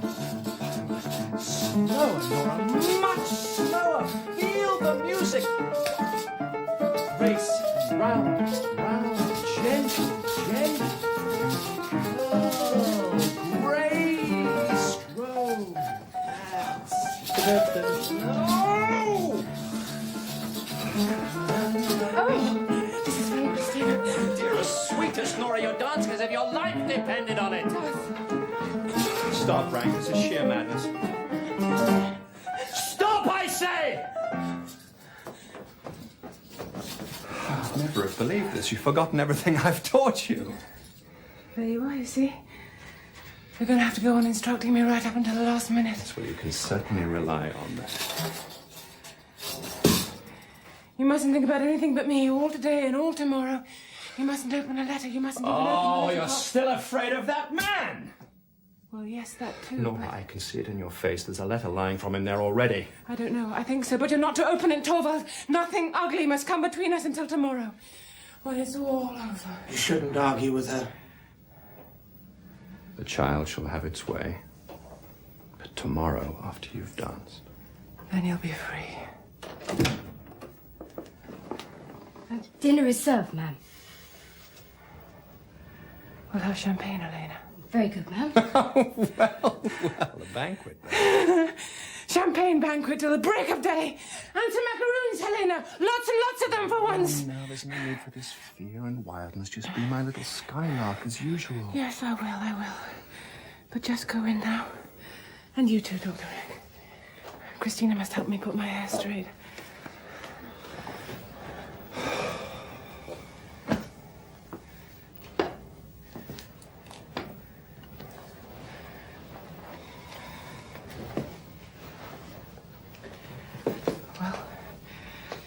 Gone to the country. I could see by your face. He'll be back tomorrow evening. I left him a note. You shouldn't have done that. You're not to try to prevent anything. It actually gives me joy. This waiting for the most wonderful thing to happen. What is it that you're waiting for? You wouldn't understand. Go in now, I'll be in a minute.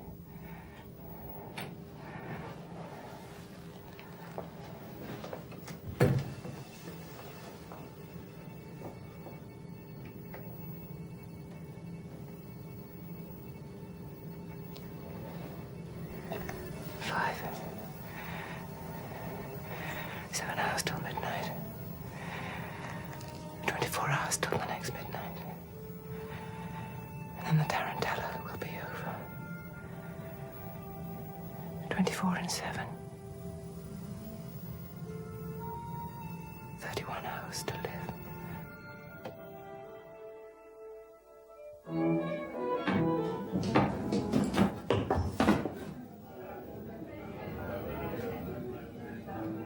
I found a note from you at home. What does this mean? I had to talk to you. Oh? Well, does it have to be in this house? It was impossible at my lodgings. Come up. The maid's asleep and the Helmers are at a party upstairs. Well. So the Helmers are dancing tonight, are they? Yes. Why not? True. Why not?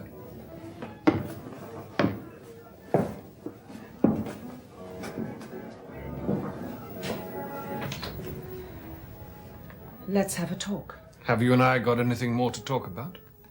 We have a great deal to talk about. I didn't think we had. No, well, you never really understood me. What was there to understand?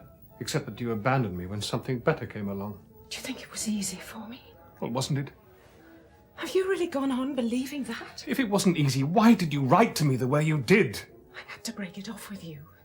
So it was my duty to wipe out everything you felt for me. And all this for the sake of money?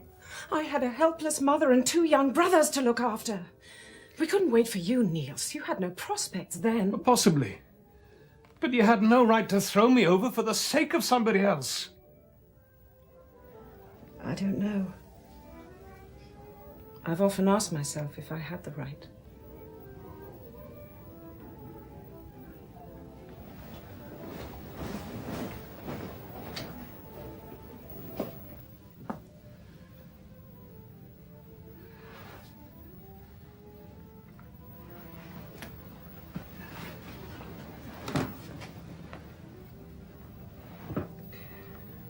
When I lost you, it was as if the ground opened up beneath my feet. Look at me now. I'm like a shipwrecked man clinging to a wreck. Rescue could be close. It was close. But then you came and got in the way. I didn't know, Niels. I only heard today it's you I'm to replace at the bank. Well, all right, but now that you do know, won't you give it up? No. It wouldn't help you in the least. Help. Help. I'd do it all the same. I've learnt to be sensible. Life and bitter necessity have taught me that. Life's taught me not to believe in empty words. Then life's taught you something sensible. You said just now you were like a shipwrecked man clinging to a wreck. I had every reason to say so. I'm like a shipwrecked woman clinging to a wreck. No one to grieve for, no one to care for. It was your own choice. Niels, what if we shipwrecked people could reach each other? What do you mean? Why do you suppose I came back to town? You were thinking of me. All my life, for as long as I can remember, I've worked. That's been my greatest, my only joy. Now I'm quite alone in the world. I feel completely empty and lost. There's no joy in working for yourself. Niels, give me something, someone to work for. I don't believe this. This is hysteria. It's nothing but an exaggerated desire to sacrifice yourself. Have you ever seen hysteria in me? Could you really do this? Do you know all about my past? Yes. Do you know what people think about me round here? You seem to think just now that you might have been a different man with me. I'm certain of it. Couldn't that still happen? Christina, you really mean what you say? Yes, you do. You do. I can see it in your face. You really have the courage. We do need each other. I believe in you, Niels. The real you. With you, I could face everything. Thank you, Christina. Thank you. The time teller. You must go. Go! But it's all useless. Of course, you have no idea what steps I've taken against the Helmers. Yes, Niels, I do know. And you still have the courage. I understand how far a man like you can be driven by despair. If only I could undo what I've done. Well, you could. Your letter's still in the letterbox. Are you sure? Quite sure. Is that what this means? You would do anything to save your friend, is that it? When you sold yourself once for the sake of others, you don't do it again. I will demand my letter back. No. Yes, I'll wait here till Helmer comes down. I'll tell him he must give it back to me unread. It's about my dismissal. He mustn't have it. No, Niels, you mustn't ask for it back. But isn't that really why you asked me here? Well, yes, at first. I was frightened. But that was yesterday. I've seen some incredible things in this house in the last 24 hours. Helmer has to be told everything. This wretched secret has to come out. Everything has to come out into the open between these two. All this deception, all this secrecy has to stop. Well, if you dare. You must go. But one thing I will do. I'll do it straight away. I'll wait for you downstairs. Yes. And walk home with me. I've never been so unbelievably happy in my life.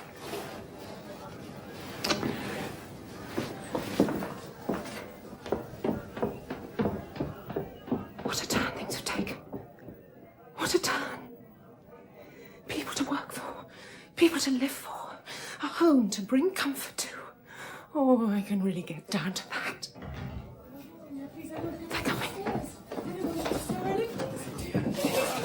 Please, I beg you. I implore you, Toller, just one more hour. Not another single minute. Letting you go. You know what we agreed. It's cold standing out there.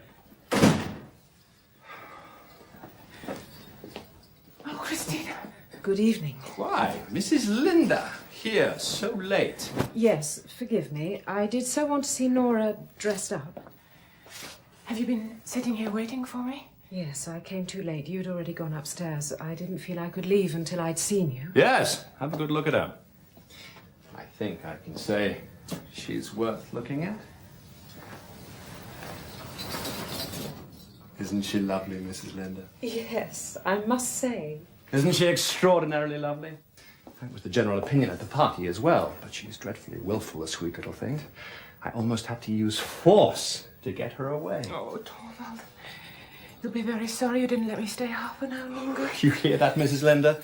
She dances her tarantella, has a raging success, which was well-deserved, although the performance was perhaps too realistic, too natural. I mean, rather more than, strictly speaking, might be consistent with the requirements of art. But never mind. The main thing is she was a success. A raging success. Would it be reasonable for me to let her stay after that? Weaken the effect? Oh, thank you. I took my lovely little Capri girl by the arm, my capricious little Capri girl, I might say, whisked her round the room, a bow to all sides, and as they say in novels, the beautiful vision vanished.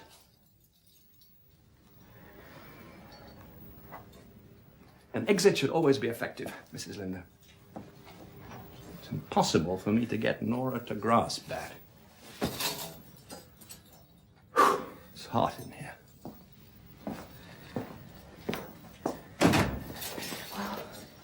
I've spoken to him. Nora, you must tell your husband everything. I knew it. You've nothing to fear from Croxtown, but you must tell him. I'll never tell him. Then the letter will. Thank you, Christina. Now I know what I must do. Shh. Well, have you finished admiring her, Mrs. Linda? Yes. Now I'll say good night. What, so soon? Good night, Nora. Don't be willful any longer. Well said, Mrs. Lynn. Good night, Mr. Helmer. Good night. Good night. I hope you get home all right. I'm willing... But you don't have very far to go, do you? Good night. Good night.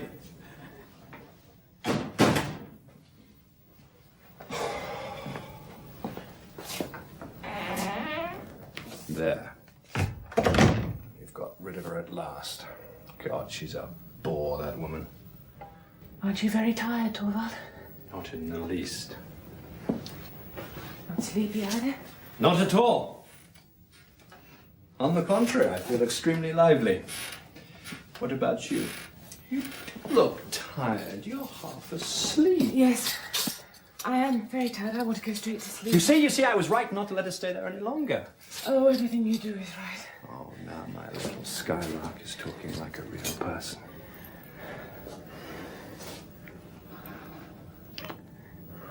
Dr. Rank was in high spirits this evening. Oh. Did you notice? Was he? No, I didn't get to speak to him. I hardly did either, but it's a long time since I've seen him in such a good mood. It's marvelous to be home again, all alone with you. You are a delightfully enchanting young woman. Don't look at me like that, Torvald. Can't I look at my most precious possession? At all the loveliness that's mine? All mine? Completely No, mine. you mustn't talk to me like that tonight, really. You've still got the tarantella in your blood, I see, and that makes you all the more enticing. Listen. Guests are starting to leave. Soon the whole house will be silent. Yes, I hope so. Yes, you do, don't you? My own darling Nora. You know why I expect when we're at a party like that. You know why I keep away from you and speak to you so little and just steal a glance at you every now and then. Do you know why? It's because I'm pretending that we're secretly in love, secretly engaged, that no one suspects there's anything between us. Yes, I know your every thought is for me. Yes, and when we're ready to leave, and I wrap the shawl around your beautiful young shoulders, around the wonderful curve of your neck. I'm pretending that you're my young bride, and I'm carrying you back from the wedding. I'm bringing you into my home for the first time, to be alone with you for the first time, all alone with you, all alone with your trembling young beauty. All I've longed for the whole evening is you. When I saw you whirling so seductively in the tarantella, my blood was on fire. I couldn't endure it any longer. That's why I brought you down here so early. No, leave me alone! Leave me alone! I don't want all this tonight! You're teasing me, my little Nora. Don't want. I'm your husband, aren't I? Who's that? You hear? Me? There I come in for a moment. God, what does he want now? Just a minute!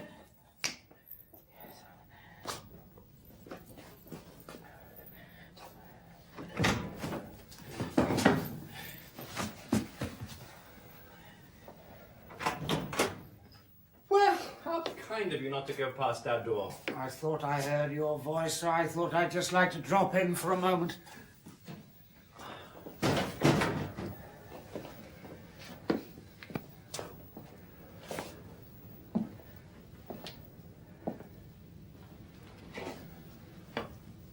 It's always so warm and comfortable in here with you two. Well, you certainly seem to be making yourself at home upstairs as well. Why shouldn't one get as much as one can out of this life? As much as one can, and as long as one can. Wine was excellent. Champagne especially. Oh, you noticed that too, did you? Incredible the amount I managed to swill down. Torvald drank a lot of champagne tonight, too. Did he? Yes. It always makes him so funny afterwards. Well, why shouldn't you allow yourself a jolly evening after a day well spent? Well spent. Unfortunately, I can't claim that for myself. Oh, but I can, you see. Dr. Rank, I believe you conducted a scientific investigation today. Quite right. A little Nora talking about scientific investigation. May I congratulate you on the outcome? You certainly may. It was good then?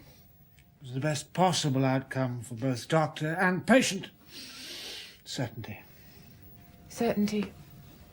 Absolute certainty. So why shouldn't I allow myself a jolly evening after that? Yes. You are quite right too, Dr. Rank. I agree, as long as you don't suffer for it tomorrow. Well, there's a price to pay for everything in this life. Dr. Rank, you really like fancy dress parties, don't you? Yes, when there are plenty of amusing costumes. Listen, what shall the two of us be at the next fancy dress party? You frivolous little thing, so you're thinking about the next one already. The two of us, I tell you. You must go as Fortune's child. Yes. Can you think of a costume to depict that? Let your wife go, as she always is. Very well put. What about you? What would you go as yourself? Oh, my dear friend, I'm quite certain about that. Well? At the next fancy dress party, I shall be invisible. Funny idea. Well, there's such a thing as the invisible hat. It's a big black hat, and once it's on you, no one can see you. Yes, you're right. But I'm quite forgetting what I came for. Helmer, give me a cigar. One of the dark Havanas. With great pleasure.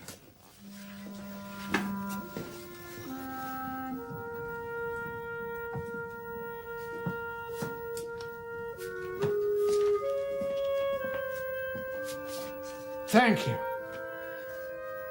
Let me give you a light.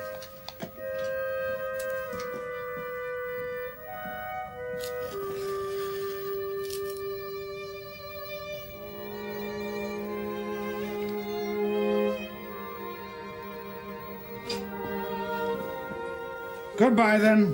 Goodbye.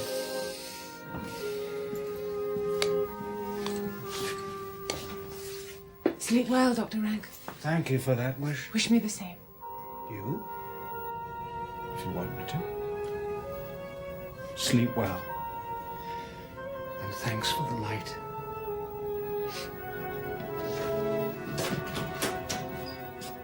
Goodbye, dear friend.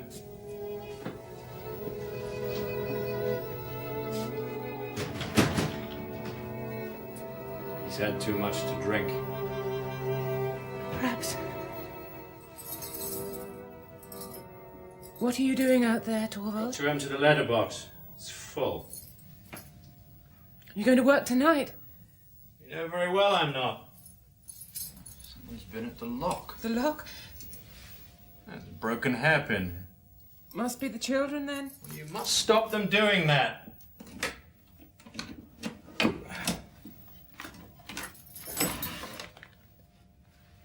What's this? The letter. Oh, no, Torvald. No. 2 visiting cards for Rank. From Dr. Rank. Is there anything on them? Black cross over the name. Yes. What? Has he said anything to you? Yes. He said that, He said that when these cards come, he's saying goodbye to us. He's going to shut himself away to die.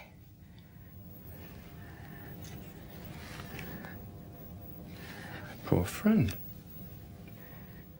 I knew, of course. So soon to hide himself away like a wounded animal. Well, if it has to happen, it's best it happens without words, isn't it, Torval?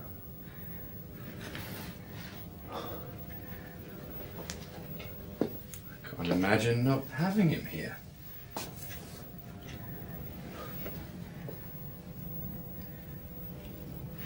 Well, perhaps it's for the best.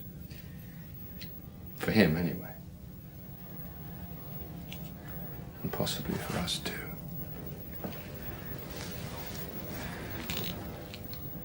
Now we're totally dependent on each other.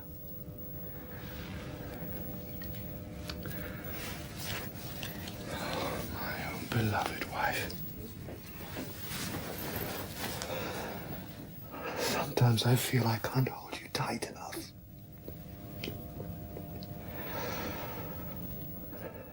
Nora, I often wish that you might be threatened by some imminent danger and then I could risk my life and everything, absolutely everything for your sake.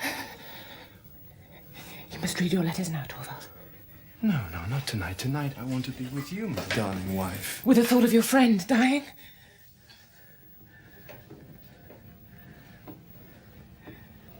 Yes, you're right. The thoughts of death and decay have come between us. It is ugly. We'll keep apart.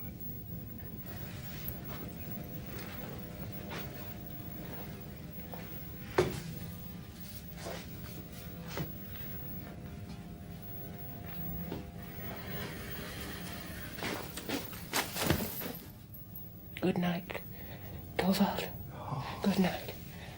Good night, my little songbird. Sleep well, Nora. I'll just go and read through these letters.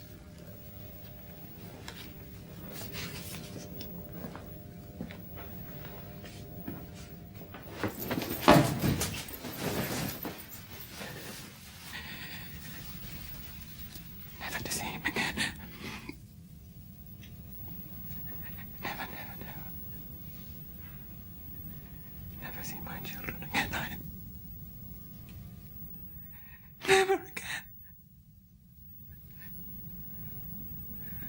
Oh, that icy black water. That bottomless. That. Oh, God, if only it were all over. He's got it now. He's reading it now. No, not yet. Oh, God. Goodbye, Torvald. My children. No! Yes, you know what it says in this letter? No, let me go. Where are you going? You mustn't marry Torvald, my thing. Is it true? What he writes? It can't possibly be It is true. true. I've loved you more than anything Stop in the making world. foolish excuses. You miserable, wretched No, woman. let me go. You mustn't bear it all for my sake. Stop You playing mustn't thing. take it all upon You'll yourself. stay here and give me an explanation. Do you understand what you have done? Answer me. Do you understand? Yes. I'm beginning to understand, yes. For a whole 8 years, the woman who was my pride and joy, a hypocrite, a liar, worse still, a criminal. Shame on you! I should have known something like this would happen. All your father's slack principles. Be quiet! You've inherited all your father's slack principles. No religion, no morality, no sense of duty. Oh, and how I've been punished for turning a blind eye to his faults. I did it for your sake. And this is how you pay me back? Yes. This is how? Now you've completely destroyed my happiness. You have ruined my whole future for me. I'm at the mercy of a totally unscrupulous human being. He can do as he likes with me, demand absolutely anything from me. I daren't refuse. I have to sink to such depths and be ruined, all for the sake of an irresponsible woman. Well, when I'm out of this world, you'll be free. Don't be so dramatic, just like your father, always ready with those phrases. What good will it do me when you're out of this world, as you put it? It wouldn't do me the slightest good. He can still make all this public. And if he does, I may be suspected of knowing about this crime of yours. People will think that I was behind it, that I put you up to it. It's you I have to thank for all this. After pampering you all through our marriage. Now, do you understand what you've done? Yes.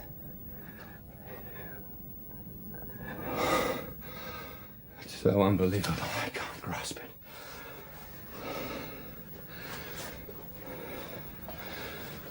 Take that shawl off. Take it off, I tell you! I must find some way of satisfying him. The whole thing must be hushed up at all costs. As for you and me, everything must look the same as it was before. But only in the eyes of the world, of course. So you'll go on living in this house, that goes without saying. But you'll not be allowed to bring up the children. I daren't entrust them to you. I think I'm having to say this to the woman that I've loved so dearly. The woman I still... It's all over. It has to be. From now on, it's not a matter of happiness. It's a matter of saving what's left. The fragments. Saving our skin. Oh, it couldn't be. Oh, it couldn't be him. Nora! Hide! Nora! Oh, say you're ill!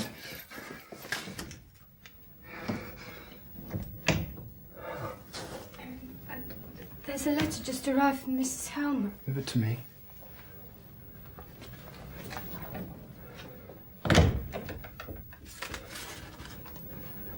It's from him.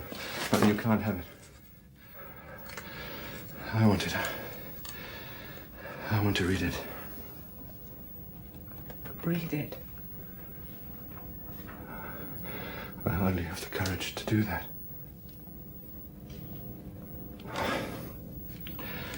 I've got to know.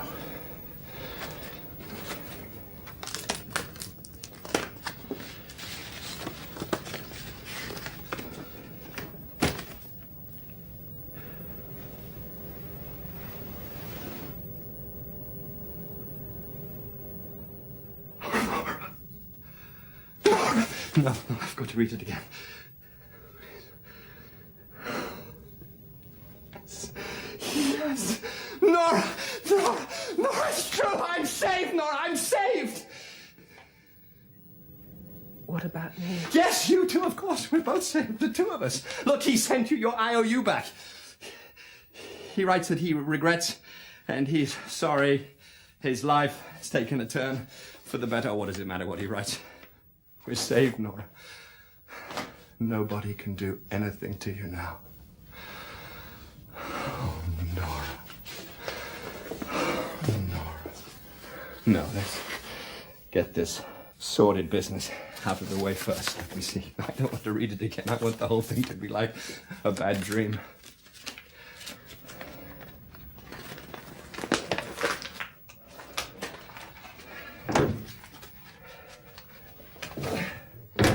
There.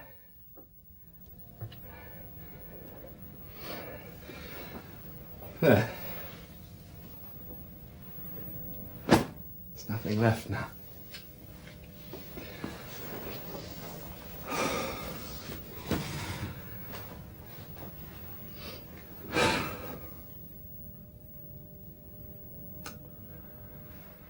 Oh, you must have had 3 terrible days, Nora.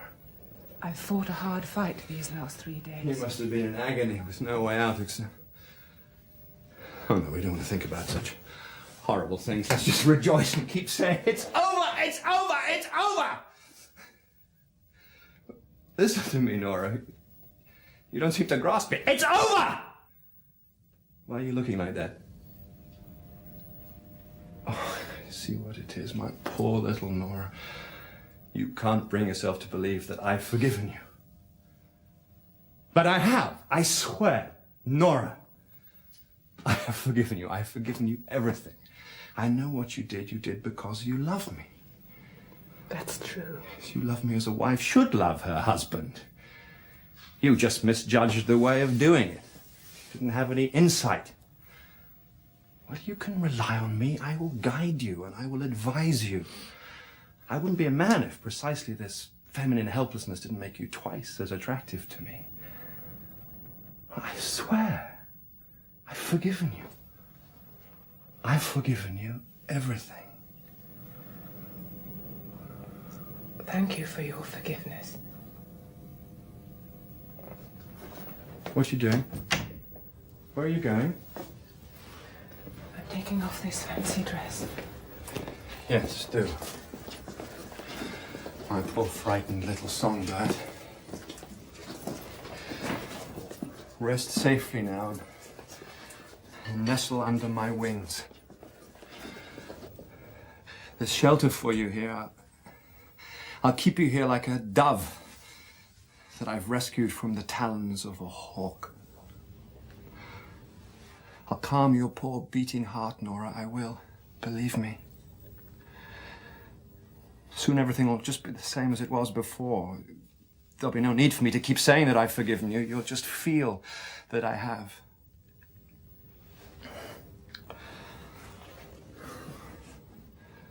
For a man, there's something so indescribably sweet and satisfying in knowing that he's forgiven his wife. Completely forgiven her with all his heart. In a way, it makes her doubly his property. It's as if he's brought her into the world afresh. In a sense, she is both his wife and, at the same time, his child. Don't be afraid of anything, Nora. Be open with me. And I'll be both your will and your conscience. What? Aren't you going to bed? You've changed. Yes, Torvald. I've changed. But why now, so late? I'm not going to sleep tonight. Nora, dear. It's not so very late. Come and sit down. You and I have a lot to talk about.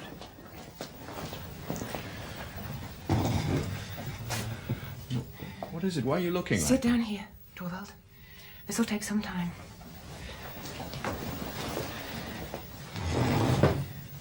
I have a lot to talk to you about.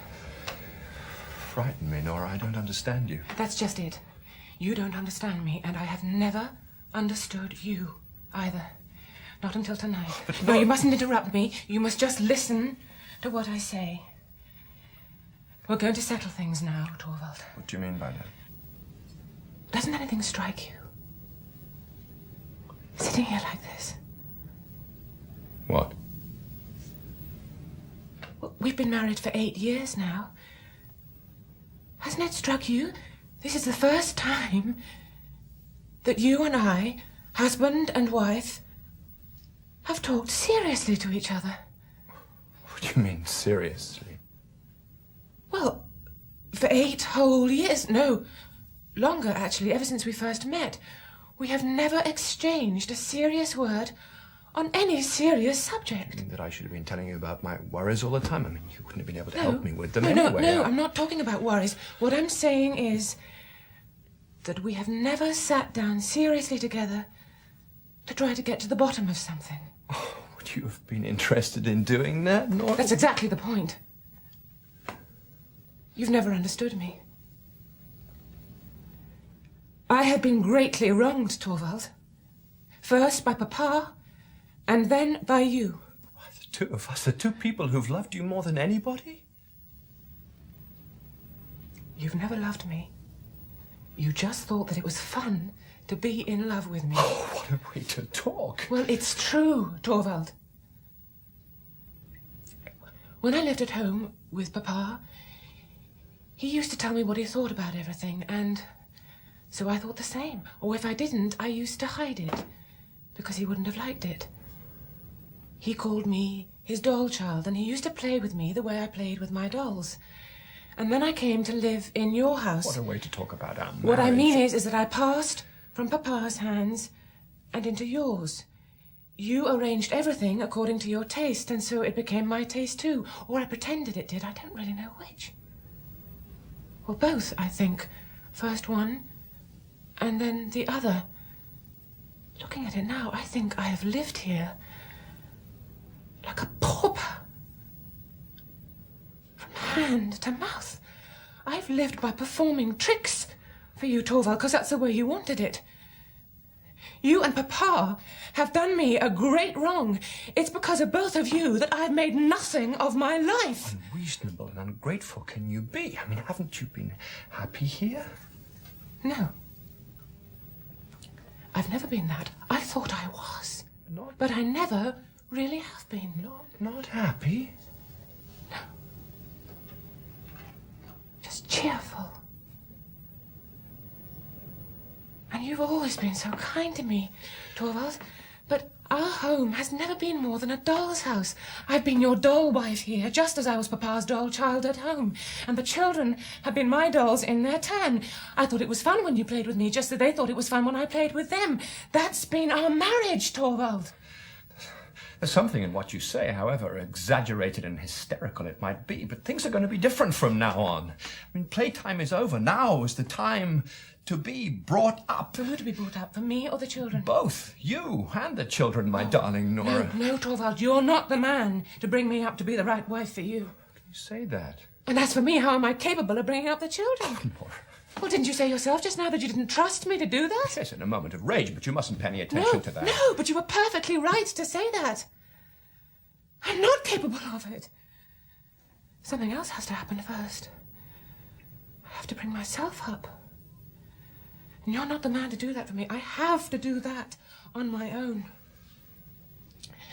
That's why I'm leaving you now. What did you say? I have to be on my own if I am to get to understand myself and everything outside. That's why I can't stay here any longer. Nora. I'm leaving straight away. I'm sure Christina will put me up for the night. Oh, this is madness. You're out of your mind. I won't let you. I forbid it. It's no use you forbidding me anything anymore. I'll take what belongs to me. I don't want anything of yours. Either now or later. This is madness. Tomorrow I'll go home, to my old hometown, I mean. It should be easier for me to find something to do there. Oh, you poor, blind, inexperienced creature. I must see that I get some experience, Torvald. But you're leaving your home, your husband, and your children. I mean, haven't you thought what people will say? I can't think about that. I only know that it's necessary for me. This is outrageous. You're betraying your most sacred duty. What do you consider my most sacred duty to be? Do I have to tell you? It's your duty to your husband and your children. I have another duty just as sacred. You have not. What could that be? My duty to myself. First and foremost, you are a wife and mother. I don't believe that any longer. I believe that first and foremost, I am a human being, just as you are, or at least that I must try to become one. Oh, I know that most people will say that you're right, Torvald, and that it says something like that in all the books, but I can't go on accepting what people say and what it says in books. I have to think things out for myself so that I'll get to understand them. But don't you understand that your place is in the home? I mean, don't you have something you can rely on for guidance in these matters? Religion. Torvald, I don't really know at all what religion is. What are you saying? Well, I don't know anything except what Pastor Hansen told me when I was being confirmed. He said that religion was this and that and the other. When I get away from all this and on my own, I'm going to have to look into that as well. I must find out whether it was right what Pastor Hansen said, or rather, whether it was right for me.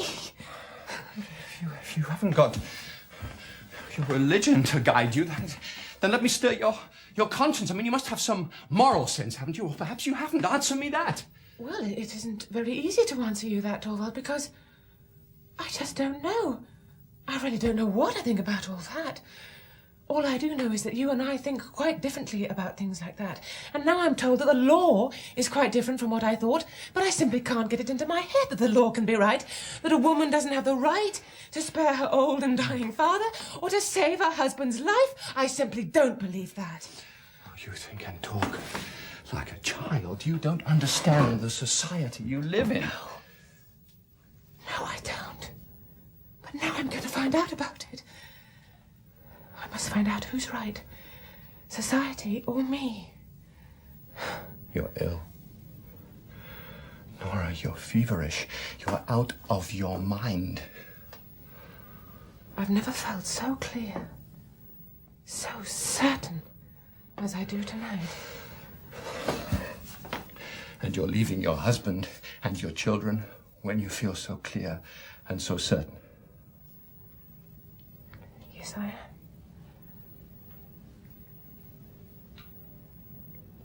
There's only one possible explanation. What's that?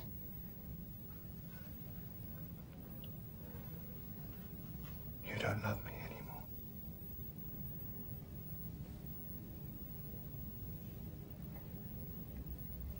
No. That's just it.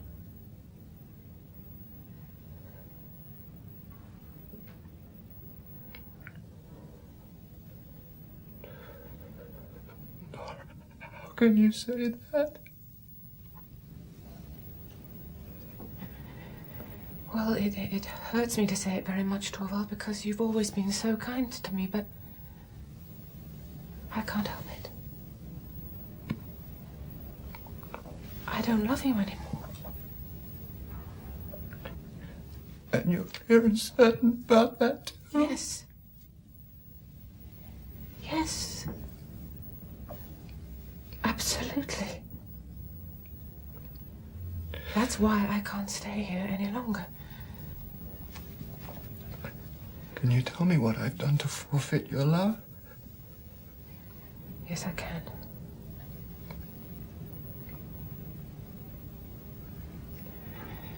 It was tonight when the most wonderful thing of all didn't happen. Because then I saw that you're not the man that I thought you were. Please explain. I don't understand you. You see, for 8 years now, I've been waiting so patiently because, for heaven's sake, I know that the most wonderful thing of all doesn't happen just any old day. And then this shattering thing happened to me, and I was absolutely certain. Now, the most wonderful thing of all is going to happen.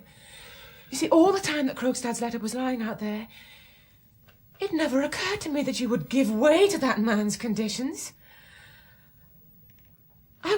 I thought with absolute certainty that you would say to him, let the whole world know about it. And when that had happened... Yes, after I'd abandoned my wife to shame and disgrace. When that had happened, I thought with absolute certainty that you would step forward and you would take it all upon yourself and say, I'm the guilty one. What do you mean? That I should never have been willing to accept such a sacrifice on your part? No, of course not. That goes without saying. But how much would my word have counted against yours? That was the most wonderful thing that I was hoping for and dreading. And it was to prevent that I was willing to end my life. Nora, I would gladly work night and day for you. I would endure sorrow and deprivation for your sake. But no man will sacrifice his honor for the one he loves. Hundreds and thousands of women have. You think and talk like a foolish child. All right. But you neither think nor talk like the man I can share my life with. Once your fear had passed, not of what was threatening me, but of what you were being exposed to, and once the danger was over, then as far as you were concerned, it was as if nothing at all had happened. I was your little skylark, just the same as before. Your doll, who you were going to protect twice as carefully as you had before, because it was so weak and fragile, Torvald. Torvald. In that moment, I realized that for 8 years now, I have been living here with a stranger, and I've had 3 children. Oh, God, I can't bear to think about it. I could tear myself into little pieces.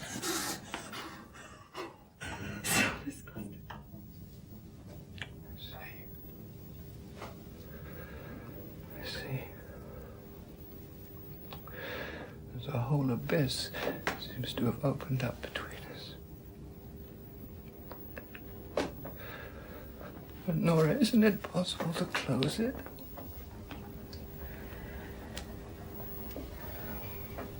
As I am now, I am no wife for you. I have the strength to change. Perhaps. If your doll is taken away from you. Undivided from you, Nora, I can't even grasp the thought of it. All the more need for me to go. No, Nora. Wait till tomorrow. I can't spend the night in a strange man's house. Can't we live here as brother and sister? Torvald, you know perfectly well that wouldn't last. Goodbye, Torvald. I won't go and look at the children because I know that I'm in better hands than mine. Can't be anything to them as I am now. But someday, Nora, someday. Who knows? How can I know? I have no idea what I shall turn out to be. But you're my wife, as you are now, whatever you become. Listen, Torvald.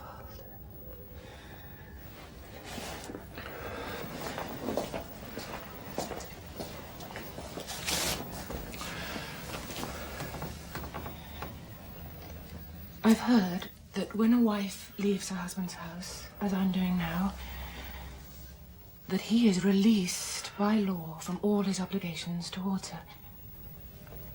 Well, anyway, I release you from all your obligations. You mustn't feel bound in any way, any more than I shall. There must be complete freedom on both sides. Look. Here's your ring. Give me mine. Oh, no, this is well. This as well.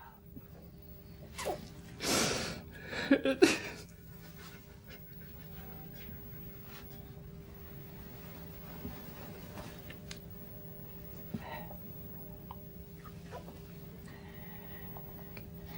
now it's all over.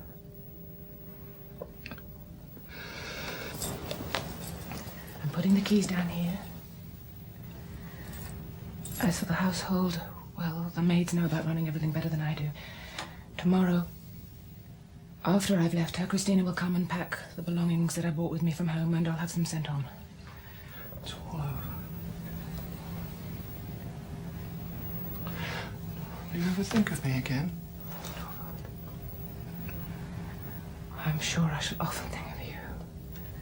And the children. And this house. Did I write to you, Nora? No, never. I won't allow you to do that. But I must send you. No, nothing. Nothing. Oh, I'll help you should you need it. I don't accept help from strangers. Nora,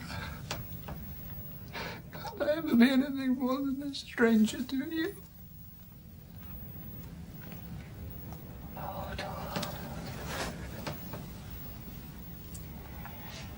For that, the most wonderful thing of all would have to happen. Well, tell me what it is, this most wonderful thing of all. You and I would have to change so much that no, I don't believe anything wonderful, not anymore. Tell me, I want to believe it. Change so much that... Change so much that our life together could become a marriage.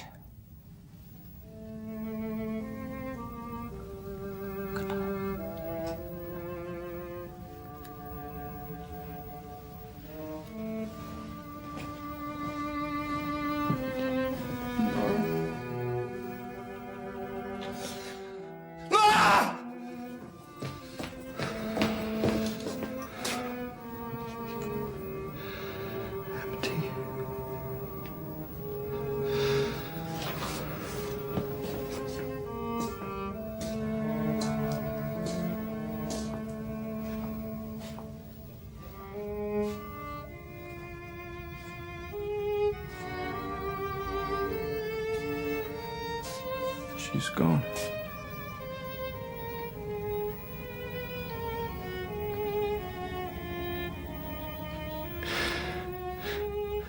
The most wonderful thing of all.